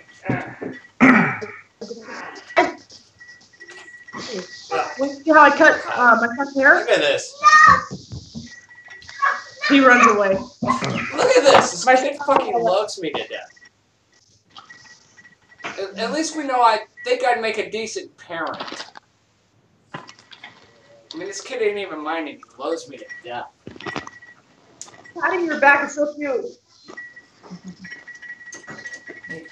I gave my son a mohawk right here to about right here. Give him a mohawk. Pretty cool. Want to show him? Boy, Daddy. Hold on. Hold on, gotta turn. Right on, little dude. All right. That's my power. That's my power source right there. Oh yeah? Yep. Here's my power source. Okay. Well, can you go wash off the power source? And I'll have to give you a bath in a minute. No, don't walk around my power source. Okay, Iron Man, go back inside then. No. I'm gonna get Mr. Giggle. I already got it. You got used to Mr. Giggles? Okay, well, when Chris gets back, I'll ask him to bring Mr. Giggles out. I hope he Okay, so there's a problem. What's wrong? He's not tired. He just woke up. Oh. Yeah. Oh, We know. We're all parents are dealing with kids in some form or fashion. We know what that means. yeah. Kid I've been there. all night. I've been there. I've been through that, man. Like, why the fuck did you let him sleep all day? So, Chris, Yes. apparently my son says he's used to Mr. Giggles now. Can I test that? No, I didn't catch that. Do elaborate. How did this come about? Bradley said he's used to Mr. Giggles. He's never met Mr. Giggles in person. Exactly. And he's never seen Mr. Giggles plowing his mom either. Oh. Oh, I'm sorry. I wish I still had that video. That shit was comedy. Oh shit. Oh, Mr. Giggles and her did this skit. Okay, I don't have the footage anymore, but we did this skit. The two of them are in bed, and she cuddles up to Mr. Giggles and goes, "Oh, Mr. Giggles, you're the best I ever had." You know, pillow talk bullshit. Mr. Giggles pretends he's asleep and starts snoring loud as fuck. She gets pissed off and turns over. Mr. Giggles wakes up. Gets out of bed. Puts a My Buddy doll right next to her. You know, kind of like Chucky and shit like that. Doll looks scary as shit. Friggin' puts the doll right next to her, looking right at her. And then starts poking her in the butt with a broom as he hides under the bed. She gets pissed off. Don't fucking touch me. Don't fucking touch me. Turns over, sees the doll. Fucking gets scared, falls right out of bed. That hurt too much for Bruce falling on the concrete. Here's a topic. Hey, but you did really good, hon. I give you mad props. You were great. Well, and I gotta go. It's been 2 hours and 9 minutes. I gotta go. All right. All right, man. So what do you got topic-wise, Grandmaster? Well, it's based on this video I've seen many times. I mean, like, why are women so worried about what's on their guy's phone? You know what? That is something that we should probably save for when Genevieve is on. Because there's a video of a guy, he's dead asleep, and his old lady who's laying by him wakes up, wants to know what's in his phone. So she tries her little game, you know, and he takes her hand and put it in her shirt, and she's sitting here, and she's like trying to do all this coach shit, like figure out what, and she can't do it. Okay. She tried the thumb thing. All of a sudden, voila, got into his phone. But the question is, why would a guy leave his phone, knowing for a fact, his girlfriend or wife who would think he's gone. Pick the phone, starts doing all this shit, you know, tries to do the code and tries to do the different thing. You know, are women that curious about us guys? No, the problem is we did it to ourselves. Truthfully. Because there's so many men out there who are unfaithful that it's left most women damaged, and those who haven't been damaged are left wondering, am I going to be the next statistic? So no matter what the situation, the woman is always going to be skeptical and go, I want to know. And you know, if the guy's got nothing to hide, you know, let your girl go through your phone, whatever. I personally don't give a shit. I'm not in a relationship, so I ain't got nothing to hide. Well, the thing is, it's about privacy. I mean, it's like, if I was still with my son's mom, I wouldn't go through her phone because it's a privacy thing. It's a privacy thing. I mean, I can understand if the woman feels like she hears all these things about so and so and who's talking to him, and then her old man's name comes up, and thinking, okay, well maybe we'll either talk to him or wait till he's either asleep or in the shower to take his phone. No, any text or of any kind or whatever email, but Thing is, I mean, I've heard guys who are devoted to their woman, faithful to the core to woman. But my thing is, they've been watching too much TV, like cheaters and shit. Yeah, that doesn't help matters. Or their girlfriends is putting this shit in their head, making her think like, is he really doing this? Really? Like, yeah, if not suggesting that he's doing something, but fucking being subjective, you know, not out and out saying, oh, he's doing this, but like, what if your man is doing this, this, and this, or these are the signs of this, this, and this? You know, fucking bitches chat, man. They fucking talk. And that's the problem. You know, bitches be haters, man. Bitches be haters. They'll fucking whisper in their friend's ear because they want to get at that guy that their friend is with. yeah. And it's fucking shady shit. It's like, how the fuck are you gonna call them your friends? I'm sorry, but you can't call a motherfucker like that your friend. Yeah. I've been there where, well, my since mom taught me. I mean, she had friends like that. Well, one because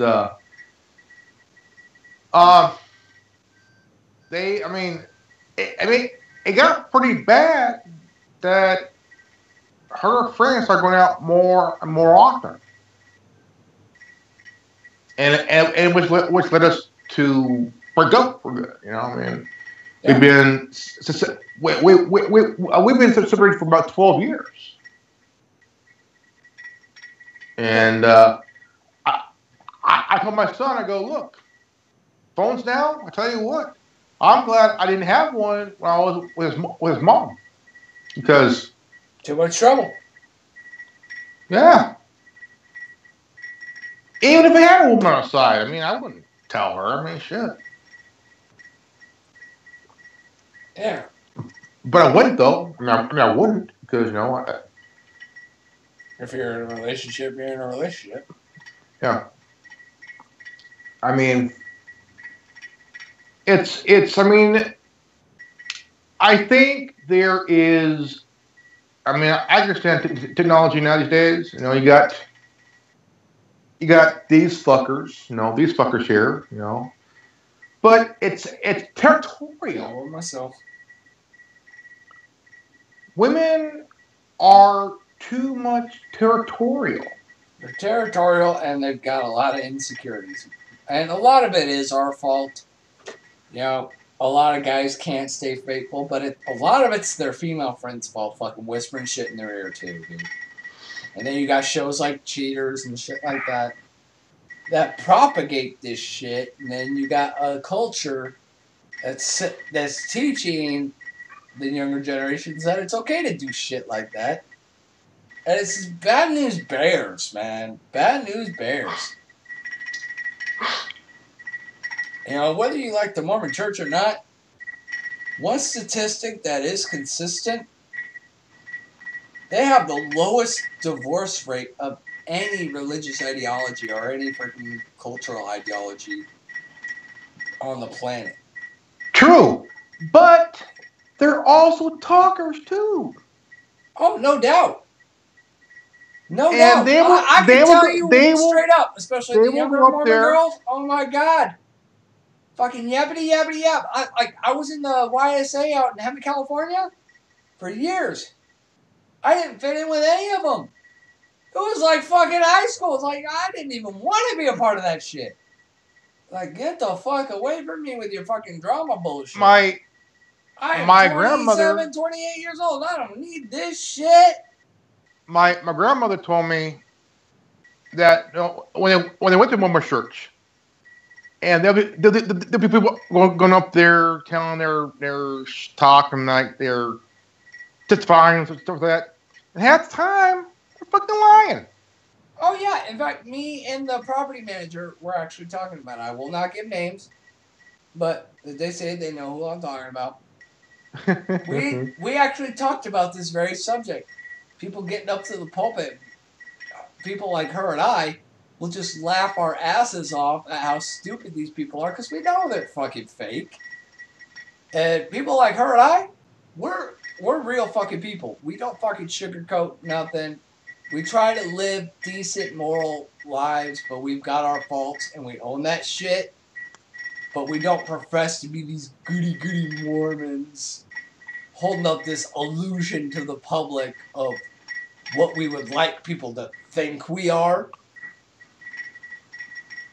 We just are who we are, take it or leave it. I'm an imperfect human being. You don't like it, suck my dick backwards and buy me a milkshake, you know, whatever. Now, that's just the kind of people that I am, and to a degree this person is. And we would actually sit there and joke about these people getting up there and bearing their fake-ass testimonies and shit. And they probably don't even believe a fucking word of what they're saying. It's almost like it's scripted. There was times I wanted to go up there. I mean, no bullshit. I wanted to call out every motherfucker in that sector of church. Within the congregation? In that yeah. way? All of them. And say, I want to ask, like, how many of you motherfuckers in this church, in this ward, actually tell the truth and come up here?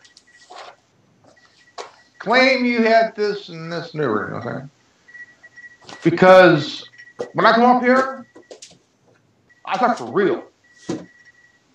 I don't sugarcoat it. I don't put it around anything. I am stone cold honest. Half the time, people hate me because I'm too honest. Yep.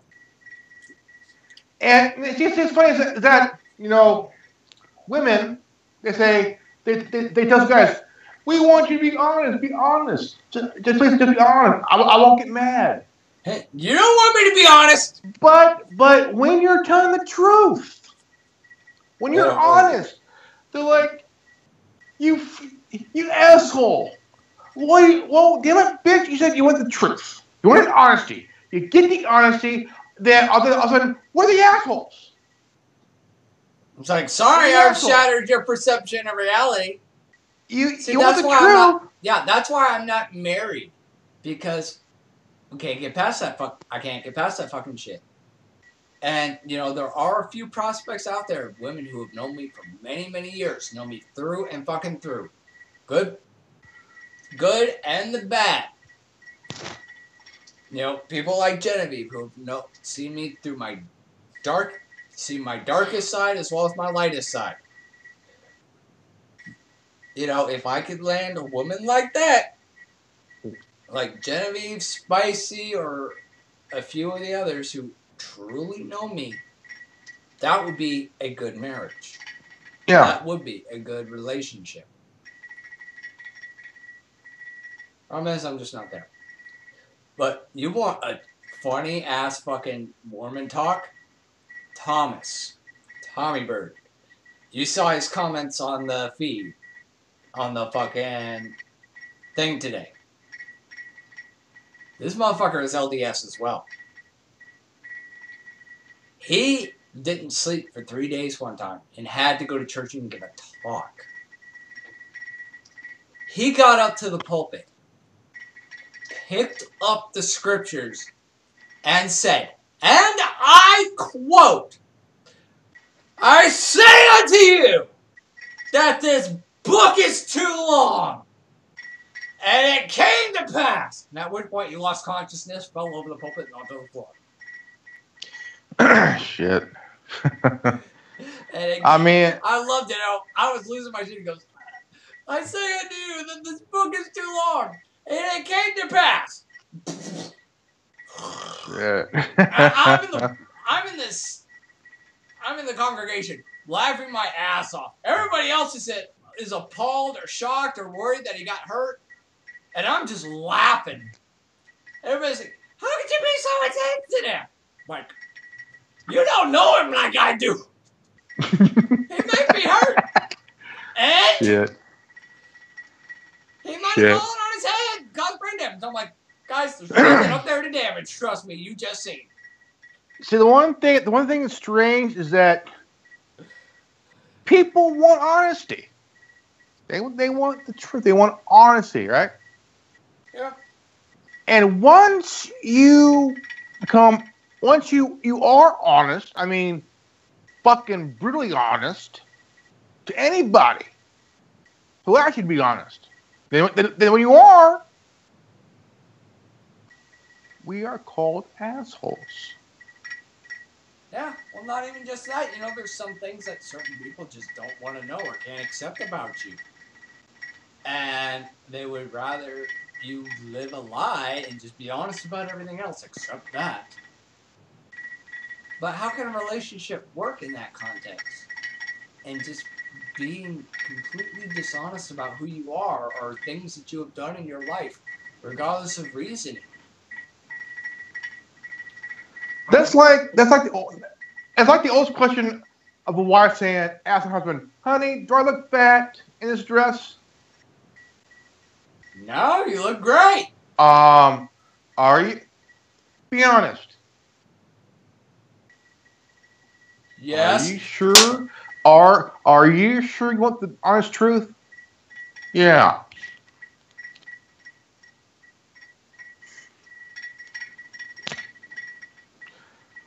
Yeah, honey, you're blooming.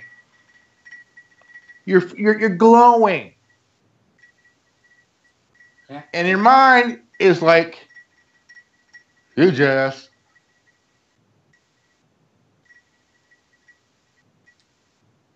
Now, here's the perfect answer for you.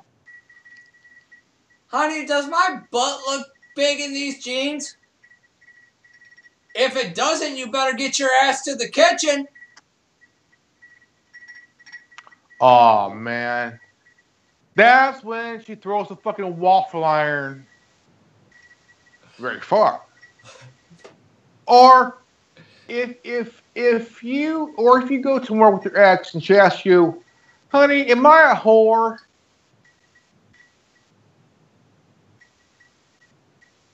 No, you've never charged for it. You're what? Am I a whore? Why are you asking me this shit for? I just want to know. Okay, do you stand on the street corner and get paid to give oral sex? I would say first, give me about an hour because I'm gonna go down to the bar down the street. I'll ask the question when I get back. Okay, honey, just wait here, sit here for about an hour while I go out and get drunk. Come back and I'll give you my answer. Yeah, you're simple. A whore. Honey, am I a whore? Do you stand on the street corner every night to sell your ass? No? There's your answer. Shut up. Don't Leave me alone. I ain't drunk enough, so shut the fuck up. You kidding me? I'll say it when I'm sober. I mean, I'm drunk as fuck right now, so I couldn't lie to save my ass, but fact of the matter is, you know, women want to ask those stupid questions. Damn it, I'll give them the stupid answer. Are you out on the street corner every night selling your ass, or are you in bed with me? I'm in bed with you? Then you're not a whore. They'll ask you when you're sober, but when you're drunk, when they ask you, "What did you ask me?" Turn around. Yeah, you're a whore. You might want to pull your pants off first, and I'll tell you later. I mean, why? I got it. Honey, am I a whore? I don't know. Let me take you to the bedroom. Let's find out. Go to the bedroom, fuck her brains out. But the thing is, you don't say anything. You just start fucking her. And when you're finished, she's like, "Oh, that was great." I'm like, "Here, do you want any money for it?" No, you're not a whore. But the thing is, I mean, if we ask something, I mean, if we ask a serious question, I mean, something serious, okay, important, it would take them almost a full week to even answer that question, or maybe even less. But when they ask you questions like, "Honey, does my butt look big?" A drunk guy would tell her, "Yeah, you look like a pool, like a hippity hop." And that's when she'll throw either a waffle iron or a whole toaster oven on your head. Okay, that's when you. Hey, if I'm at that question, my ass is at the fucking door because I know if I answer the question, here comes a waffle iron from the kitchen. Bam! And you're out singing Tweety Birds. I mean, there are questions that us guys should never answer. 1, honey, does my ass look big? 2, am I a whore? Here's the thing. Those questions should never be answered or asked. Because those questions would end up in a fight in a lifetime. Oh, I've got the worst answer for you. Honey, am I a whore? No, you're worse. You're a wife. I mean, in that fight, somebody is getting the couch, okay? And more often than not, it's gonna be you. Yeah. And while the penis gets the couch. And while you're on the couch, the wife or girlfriend is in the bedroom masturbating. Thinking of somebody else. Yeah, probably. Because I got in some hot water with my son's mom before. Okay, I got the couch, and trust me, the couch was not comfortable at all. Make sure to buy a comfy couch. That's when I go buy a hammock. I've never been able to sleep in a hammock. I turn over, I'm flopping right out of the damn thing. I'm sorry. Oh man, I wanted one because like if I'm in hot water, I'll go outside where it's nice and cool and lay there. Yeah, come out to Tennessee, you won't like cool. Because where I lived, the trains only came around every 6 hours. Every 6 hours.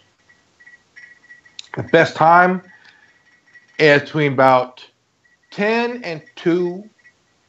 Because at nighttime, you're laying there asleep, windows open, cool breeze coming in, you hear the trains. Best sound ever, the train. Yeah.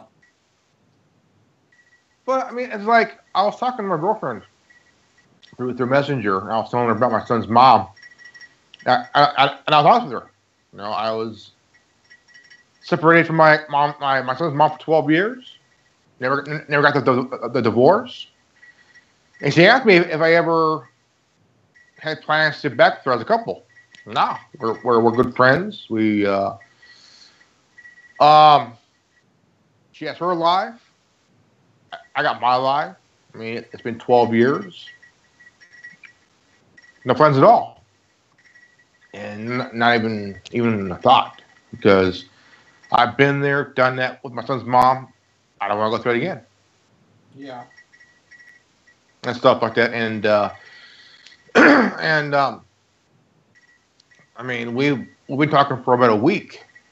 About a week and shit. I mean, like, holy crap. I mean, she'll talk to me. I mean, we will talk all fucking day.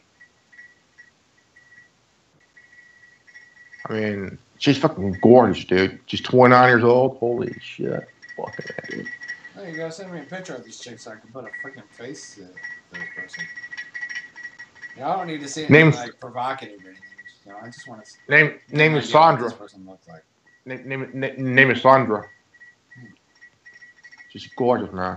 29 years old. Holy shit. Just turned 29 this past Friday. Oh, couple days man, ago. you cradle robbing right there, man. Man, that's well, about my sister's age, man. You know, I mean, it's like this, you know, I mean. Then again, I fucked some young ones too. I mean, Genevieve, she's like 28. My sister was almost in her mid-20s when she hooked up with her husband before they got married and stuff like that, and yeah, he was just turned 40 something. He has 4 grandkids. I mean, she's 34. I mean, she's 34. They're about what 13, 14 years difference and stuff, and I'm 41. She's 29, so that's about I think about 12. 12. Yeah. Yeah, 12 year difference. Yeah, man. I'm not opposed to dating like eye candy or anything, but like I need somebody who's like on my level intellectually as well. That's really difficult to find. Oh yeah. I mean, there's a lot of variables in place for, especially for people like us. I mean, the availability threshold is substantially limited for people in our position as activists. I mean, there are a lot of activists and female activists out there, but then you got a lot of those fake ass activists too. And then you got people who aren't awake and are gonna jump your shit and go, "Oh well, conspiracy theorists, get away from me, you tinfoil hat wearing freak." Then I'll say it's not a theory. It's a conspiracy fact. Yeah. Okay. It means question. It means conspiracy theory means you're questioning the narrative of what the government tells you. Yeah. And you're questioning the bullshit that's being fed to you through not just the media, but also through the government. Yeah. And I don't believe either one. The official declaration, I believe, is a derogatory term set by the CIA during the late 70s to diminish the credibility of critical thinkers. I mean, I would be considered a critical thinker. I believe it was institutionalized during the Nixon era. In fact, it was by Nixon via the CIA during the Nixon administration to discredit critical thinkers. People were questioning the official narrative. It all started, I mean, big time, right after the JFK assassination. Yeah. Because over time, nobody believed what we were told. I mean, how could you? You look at the commission. You know, the whole entire thing that I mean, my question is this, okay? If Oswald fired 3 shots in 6 seconds, and then how did this ultimate body happen? To the Congressional, then how? I mean, 3 shots from the Congressional. Then how come Kennedy was hit with a coup de grace shot from the Congressional? Yeah. And why would he have been shot in the first place by somebody of the general population? He was doing what the people wanted. Pulling us out of Vietnam. Abolishing the Federal Reserve. But here's the thing, though.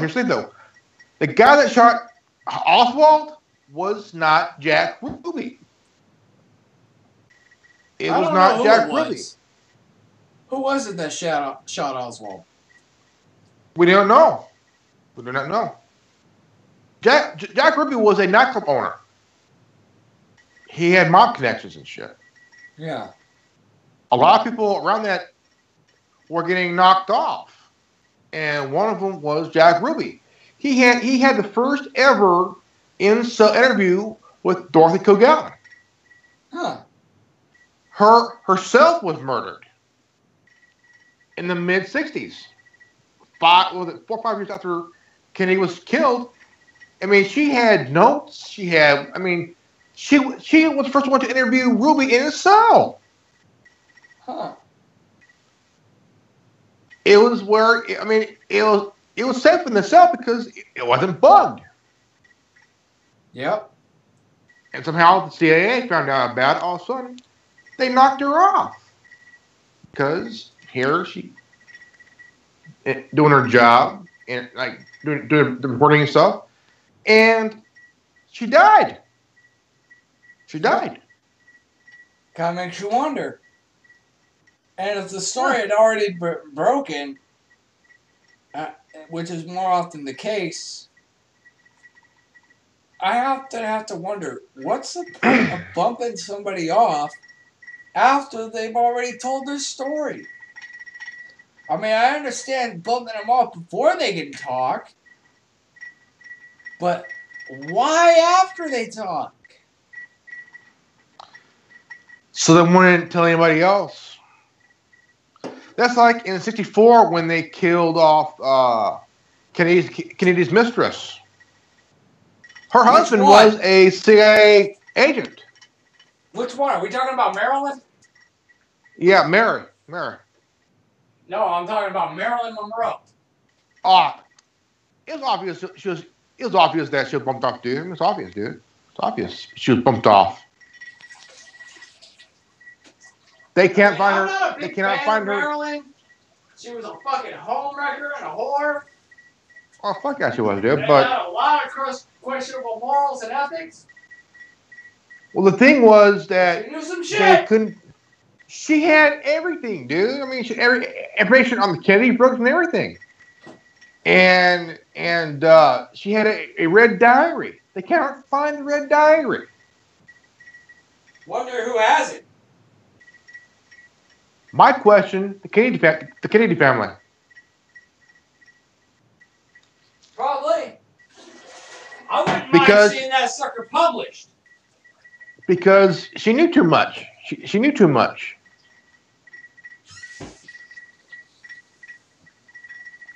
Question is, how would somebody go about getting that published? I don't know, man. If they had the red diary, how would you go about getting that published? Unless you had a fucking printing press and fucking mass produce that shit yourself. How the fuck would you do that? Because you know, if you go through even a self-publishing company, before that sucker even hits the shelves, it's gonna fucking disappear, dude. Yeah. Well, fuck it, dude. Hell yeah, dude. Because if you think about it, the one thing that really pisses me off about celebrities, one of them, Tequila, okay? She had on her We podcast. couldn't resist, could we? I didn't see Sal's bar, okay? Now you did. Well, yeah, now I did. I mean, I can understand she wants to be this activist, right? I'm listening. But the thing is, you have to be clear-minded. They're clear-minded, not lame and stupid like you've been acting your whole life. Shitty podcast where she said she had documents from the CIA. Now, if this was a factual, if this truth was fact, okay, should be hunted down and murdered. Mm-hmm. And not just that, she was a part of the Illuminati bullshit in Hollywood. They used her, they abused her, and everything else. And she knew everything. She knew the ins and outs of it, but yet, one of her videos, she claimed that she could create beams of light out of midair, which of course it's CGI. Thing is, if you want to be an activist, you have to have a clear mind and a clear thought. Yeah. Okay. She went through the works. I mean, she went through the woodworks like shit in a thunderstorm. I mean, there's a video where she claimed that she was almost killed by somebody in a SUV. Okay. Probably she gave him herpes. My response was, prove it. Because since she's a media whore, it would be on the news. It would be in the papers. It would be on the internet. TMZ. Yeah. And her and I had this big old confrontation on YouTube a few times. And you've actually talked to Tequila on YouTube, comments through comments and shit. Okay, was this actually her or one of her associates? Because a lot of celebrities have hired staff to handle public relations for them. She had an official Tequila channel on YouTube.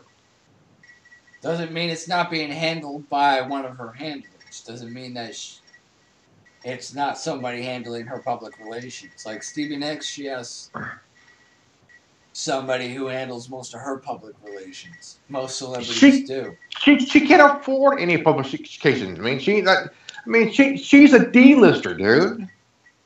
She's a D-lister. She can't even afford the truth, my friend. I mean, she even went after anonymous. That's one thing you don't fucking do as a celebrity like her.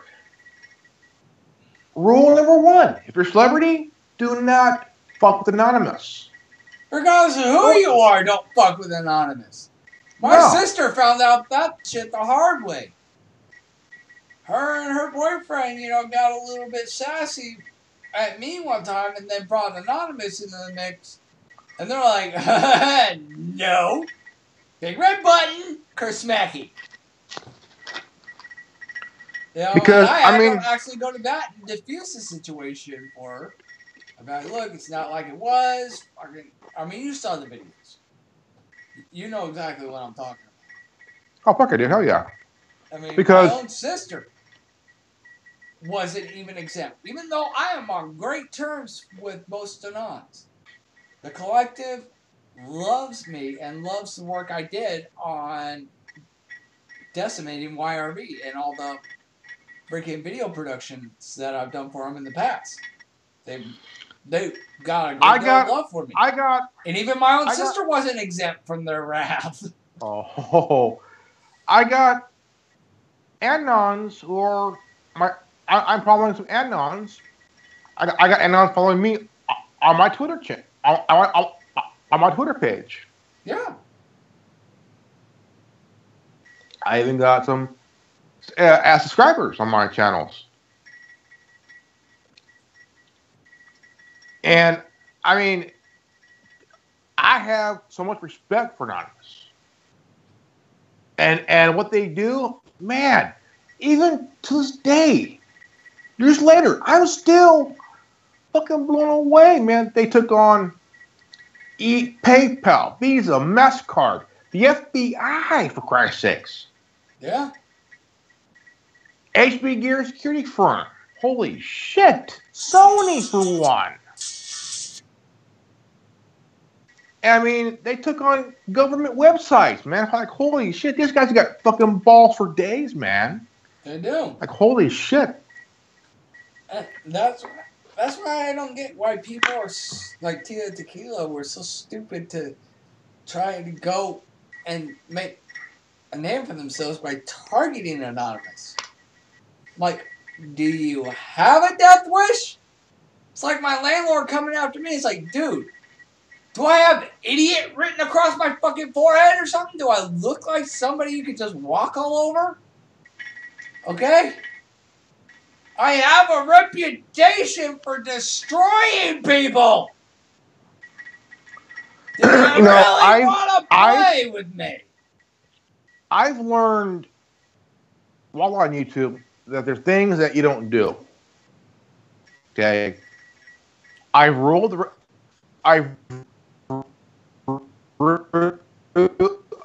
rules and guidelines.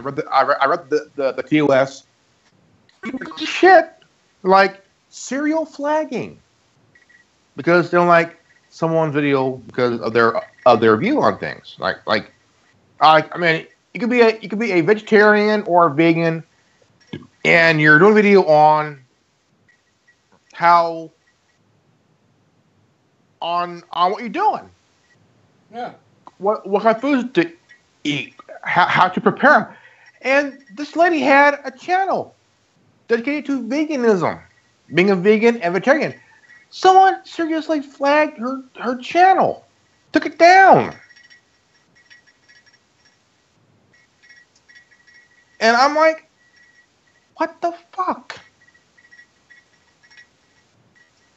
I mean, you don't have to agree with her, but you ain't got to have flag her videos or channel just to because you don't like the thing. Don't watch it if you don't like the thing. Don't even watch it. Yeah.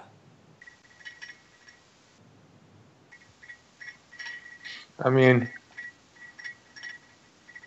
I'm a YouTube guy through and through, big time. No bullshit. Okay. I'm also doing VidMe. Yeah, I've seen I got about 3 or 4 videos out on VidMe. Yeah, I just recently jumped on the Snapchat. I've been having fun with that. And I mean, like, holy shit, dude. I mean, but the thing is, there are good people on YouTube, good people on Facebook, good people on Twitter, good people on Instagram, Tumblr.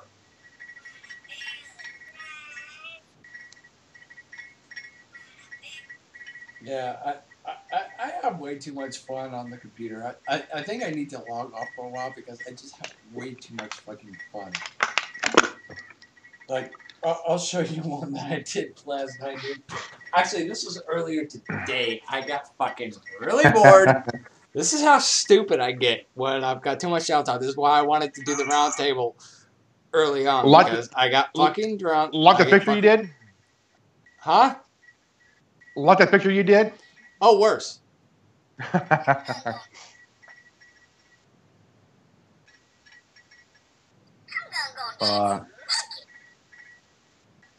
What the hell? Listen.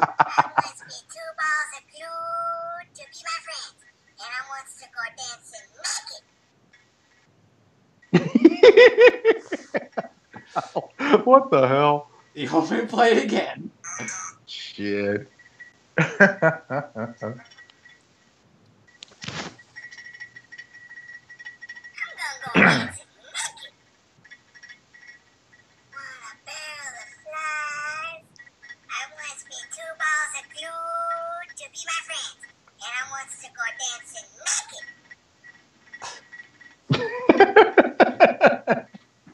And I wants to go dancing naked.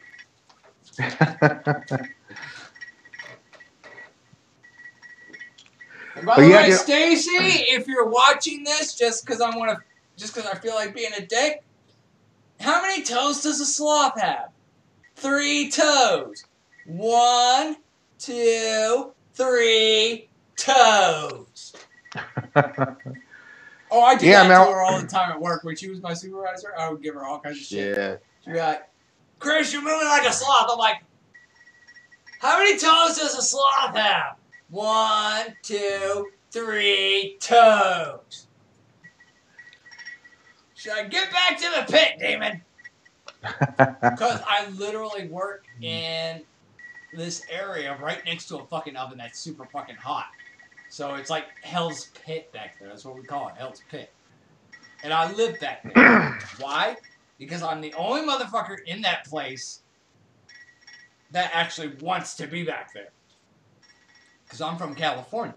You know it's hot. I know it's hot. Oh, man. People out here in Tennessee, they're fucking pussies. Like, I will tell you. Take a You guess just how come to the fucking valley, hot it is man. right now. Take a guess at how fucking hot it is right now.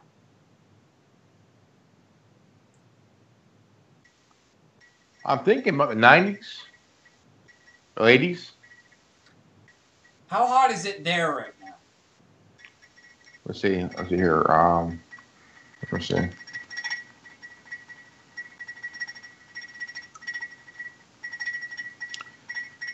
Cortana weather.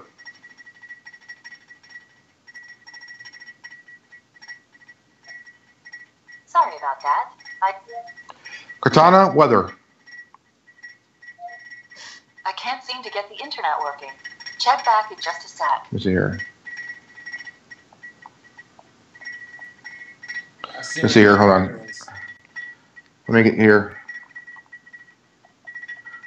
Weather. Come on.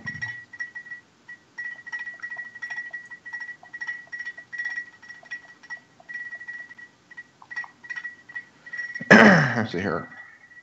Typed it up. Current weather is 111 degrees. Well, after it's 102. It's 102. Okay, you said alert. And you said it's how hot out here? About, I think about 90s or the 80s, maybe. Prepare to cry. 76? Aw. The sad thing is, people out here think that's hot. Oh, well, we got the humidity. You know what? Fuck you, we got dry heat. Well, it's dry heat. You know what? Bonfire's a fucking dry heat, too. Can't go stand in that fucking shit for all day and tell me how you fucking feel, motherfuckers. Fucking whining fucking 76 degrees. Like, the hottest it gets out here is, like, in the 90s. Dry heat. Yeah, I think the hottest it's been all summer is, like, 89 degrees, dude. It's been the hottest. Pull a Walter. Bonfire's a dry heat. Screw you. Exactly. A bonfire is a dry heat. Come here and burn the moss off your ass. Oh, shit. That's pretty much how it is out here with me. I go Walter on these fucking people. I'm like, come to California, we'll burn the moss off your ass. But, I mean, California, oh, man, dude. In the valley, especially in the valley, holy shit. One year, it got 114 degrees one year. Oh, it's even hotter where I lived in the fucking valley. It's like, you get up to 120 daily out in Hemet and Say Center. And then you get in the high desert, it was like that consistently. And it was in 94. And then you go to Palm Springs, it gets up to like 140. It was like, in the early 90s, between 90 and 95, it was 114 one year. I mean, I was in the bathtub in cold water every 3 hours. Yeah. Cold bath water. Yeah, I like, was there for it's so outside. It's so hot outside. You're in your nice air conditioned house. You go outside because you got to go run an errand or something. You go fucking like 3 feet off your porch. You're like, nope. Walk right back in the house. That's hot. You know what's funny? Out here it's like all sissified. It's like, oh, it's 90 degrees. It's so hot in this factory. One summer, my mom was making homemade enchiladas. Okay, homemade enchiladas. My mouth. The power went out. Okay. My dad, he cooked them on the barbecuer. Nice. Nice save, Dad. And we had my dad turn on the generator and listen to KMJ the whole entire night.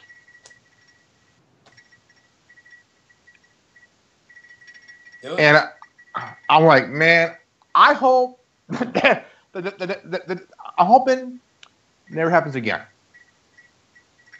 But we never know. I remember back in the 90s, man, it was super freaking hot, and then we had El Nino. Oh, dude. I remember El Nino all the way to 2001. Then. Oh, fucking hey, dude. Then freaking drought, 2017, rain! Oh, Notice something interesting, though. It didn't rain until after I left. Immediately after I left, you got your guys' rain and the drought was over. 1995. That was the year I graduated. That was a year. I mean, it rained for days. It rained for weeks. It rained for months in California, man. In Fresno. I mean, it rained for days, dude. Like 2 months. And then it fucking rained for 2 months. Yep, and then El Nino hit 98, 99. Well, or was it like 97 through 99? I think it was, yeah. It lasted a while. Later. It was later, though. I mean, it was like real later and stuff, though. But, man, we were at my grandma's funeral, and it rained, dude. I was like, fucking A, man. I mean, I don't want to rain at all. I love the rain. Big time. Come on, here. You get rain practically every other day. The worst time of the year, 3 years, man. 3.5 years. It was hot. 3 years straight, all year long. From January to December, hot for 3 years straight. Yep. You want to know how screwy the weather is out here? I'll give you a prime example. The day my landlord served up with that bitch letter of his, and I had to go to the courtroom to address the judge with this. Sunny. It was fucking sunny. I leave for work about 2 o'clock in the afternoon. I stop at the gas station to get some monsters because I hadn't slept all fucking day. I probably got maybe 3 hours of sleep. So yeah, I'm tired and I'm pissed and I'm gonna need some wake the fuck up juice. Oh, so yeah, I stop at the gas station to pick up a couple monsters. I walk out of the gas station, get on my bike because I try to leave the car for Destiny because she's getting ready to have the baby. So I want to make sure to leave the car for that. So I get back on my bike, head down 1 block to the fucking light, get stopped at the red light. Sky opens up, torrential downpour. It's like God was sitting up there waiting with a fucking squirt, with a fucking super soaker. When does a squirt? And it was one of those high-powered super soakers. And I swear to you that I heard laughter coming from the sky. He was waiting up there with a super soaker to blast my ass. Oh, man. That's how screwy the fucking weather is out here. It could be sunny in the morning, come afternoon time, torrential downpour. When I left, tornadoes touching down, power's going out because Chris has farted. When I went to Oklahoma with my son, my mom goes, you know, when he got there, it was going to be in the 90s. Of course, it was. But I go, I call home. I go, she goes, so how is it up there? Nice. That was nice. I mean, it was nice and cool and breezy. Even in the 90s, it was cool and nice. I go, what's over there? 110, 111. This is like middle of the week. Man. Nice. It's just people in other parts of the country that don't deal with the extreme heat like we do. I mean, Florida, it gets really hot, and you got the humidity factor as well, so that's pretty bad. I can understand. But like 90 degrees with 80% humidity, I'm sorry. It's bearable compared to walking outside your front porch and catching fire. Yeah, I mean, it's like Florida, that's hurricane country. Okay? California. Yeah, so you got the California heat plus the humidity. No. That's going to be bad. Florida has the hurricanes. California has earthquakes. We are earthquake villa, man. Yep. Well, I mean, Midwest, right there they got by the tornadoes. fucking San Andreas Fault. If we don't get earthquakes, we're in trouble. The Midwest has tornadoes. Okay. Yep. And hurricanes a little bit here.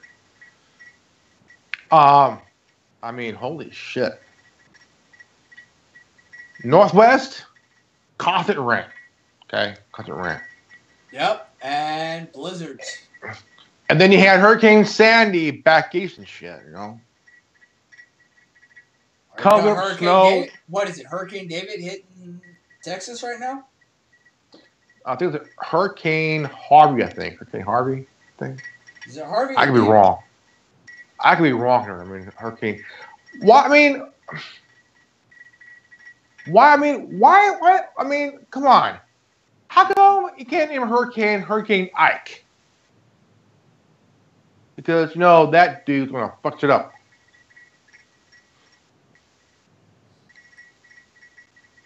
You know, every time I hear Ike, you know, if we had a Hurricane Ike, I'd automatically think of South Park and the storm would come through going, "Don't kick the baby." I just hope they don't name it Hurricane Terrence. Why? Because I don't think anybody want to see a gay hurricane. Wow. I was trying not to consider that. I was hoping you weren't going to go there, but you did. Because we all know in the middle is an asshole.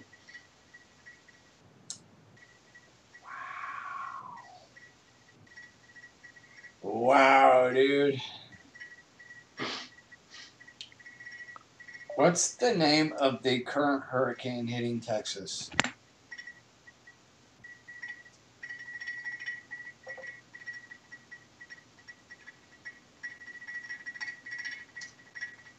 Please let it be Hurricane Billy Ray.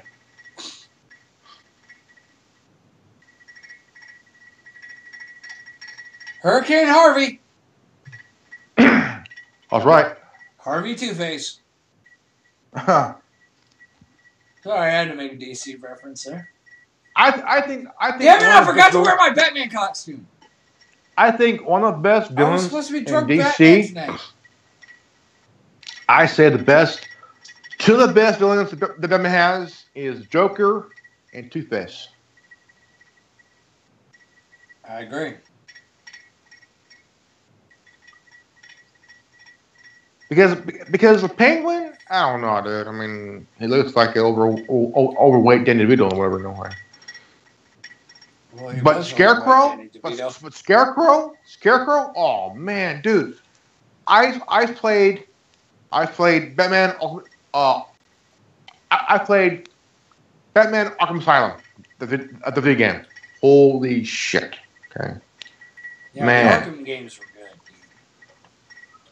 I got Arkham City. I got Arkham Origins and shit. I liked man. Origins. I liked the origin story with Joker. That was good. We are anonymous. We are Legion. Yeah. You bring me my AirPods, please? All right, hold on. Anyway, I'll go ahead and let this go. We've been at this for nearly 3 hours, which is pretty much All the right, man. deadline anyway. Okay. Sure. So we'll catch this up next time around. I can't guarantee I'll be here next week because All right. Okay. Good, man. I'll keep you guys posted, but Check it out. TPI. TPI. Trevor Phillips Industries. I'll check it out. And All right. Connor, I don't want to hear any shit about I won't be posting videos. Yeah, we may not have a round table, but god damn it, I got a phone that has Wi-Fi on it. I will pop out something. Okay? Just because I don't have internet where I'm at, where I'm going to be moving temporarily, doesn't mean I won't get shit done.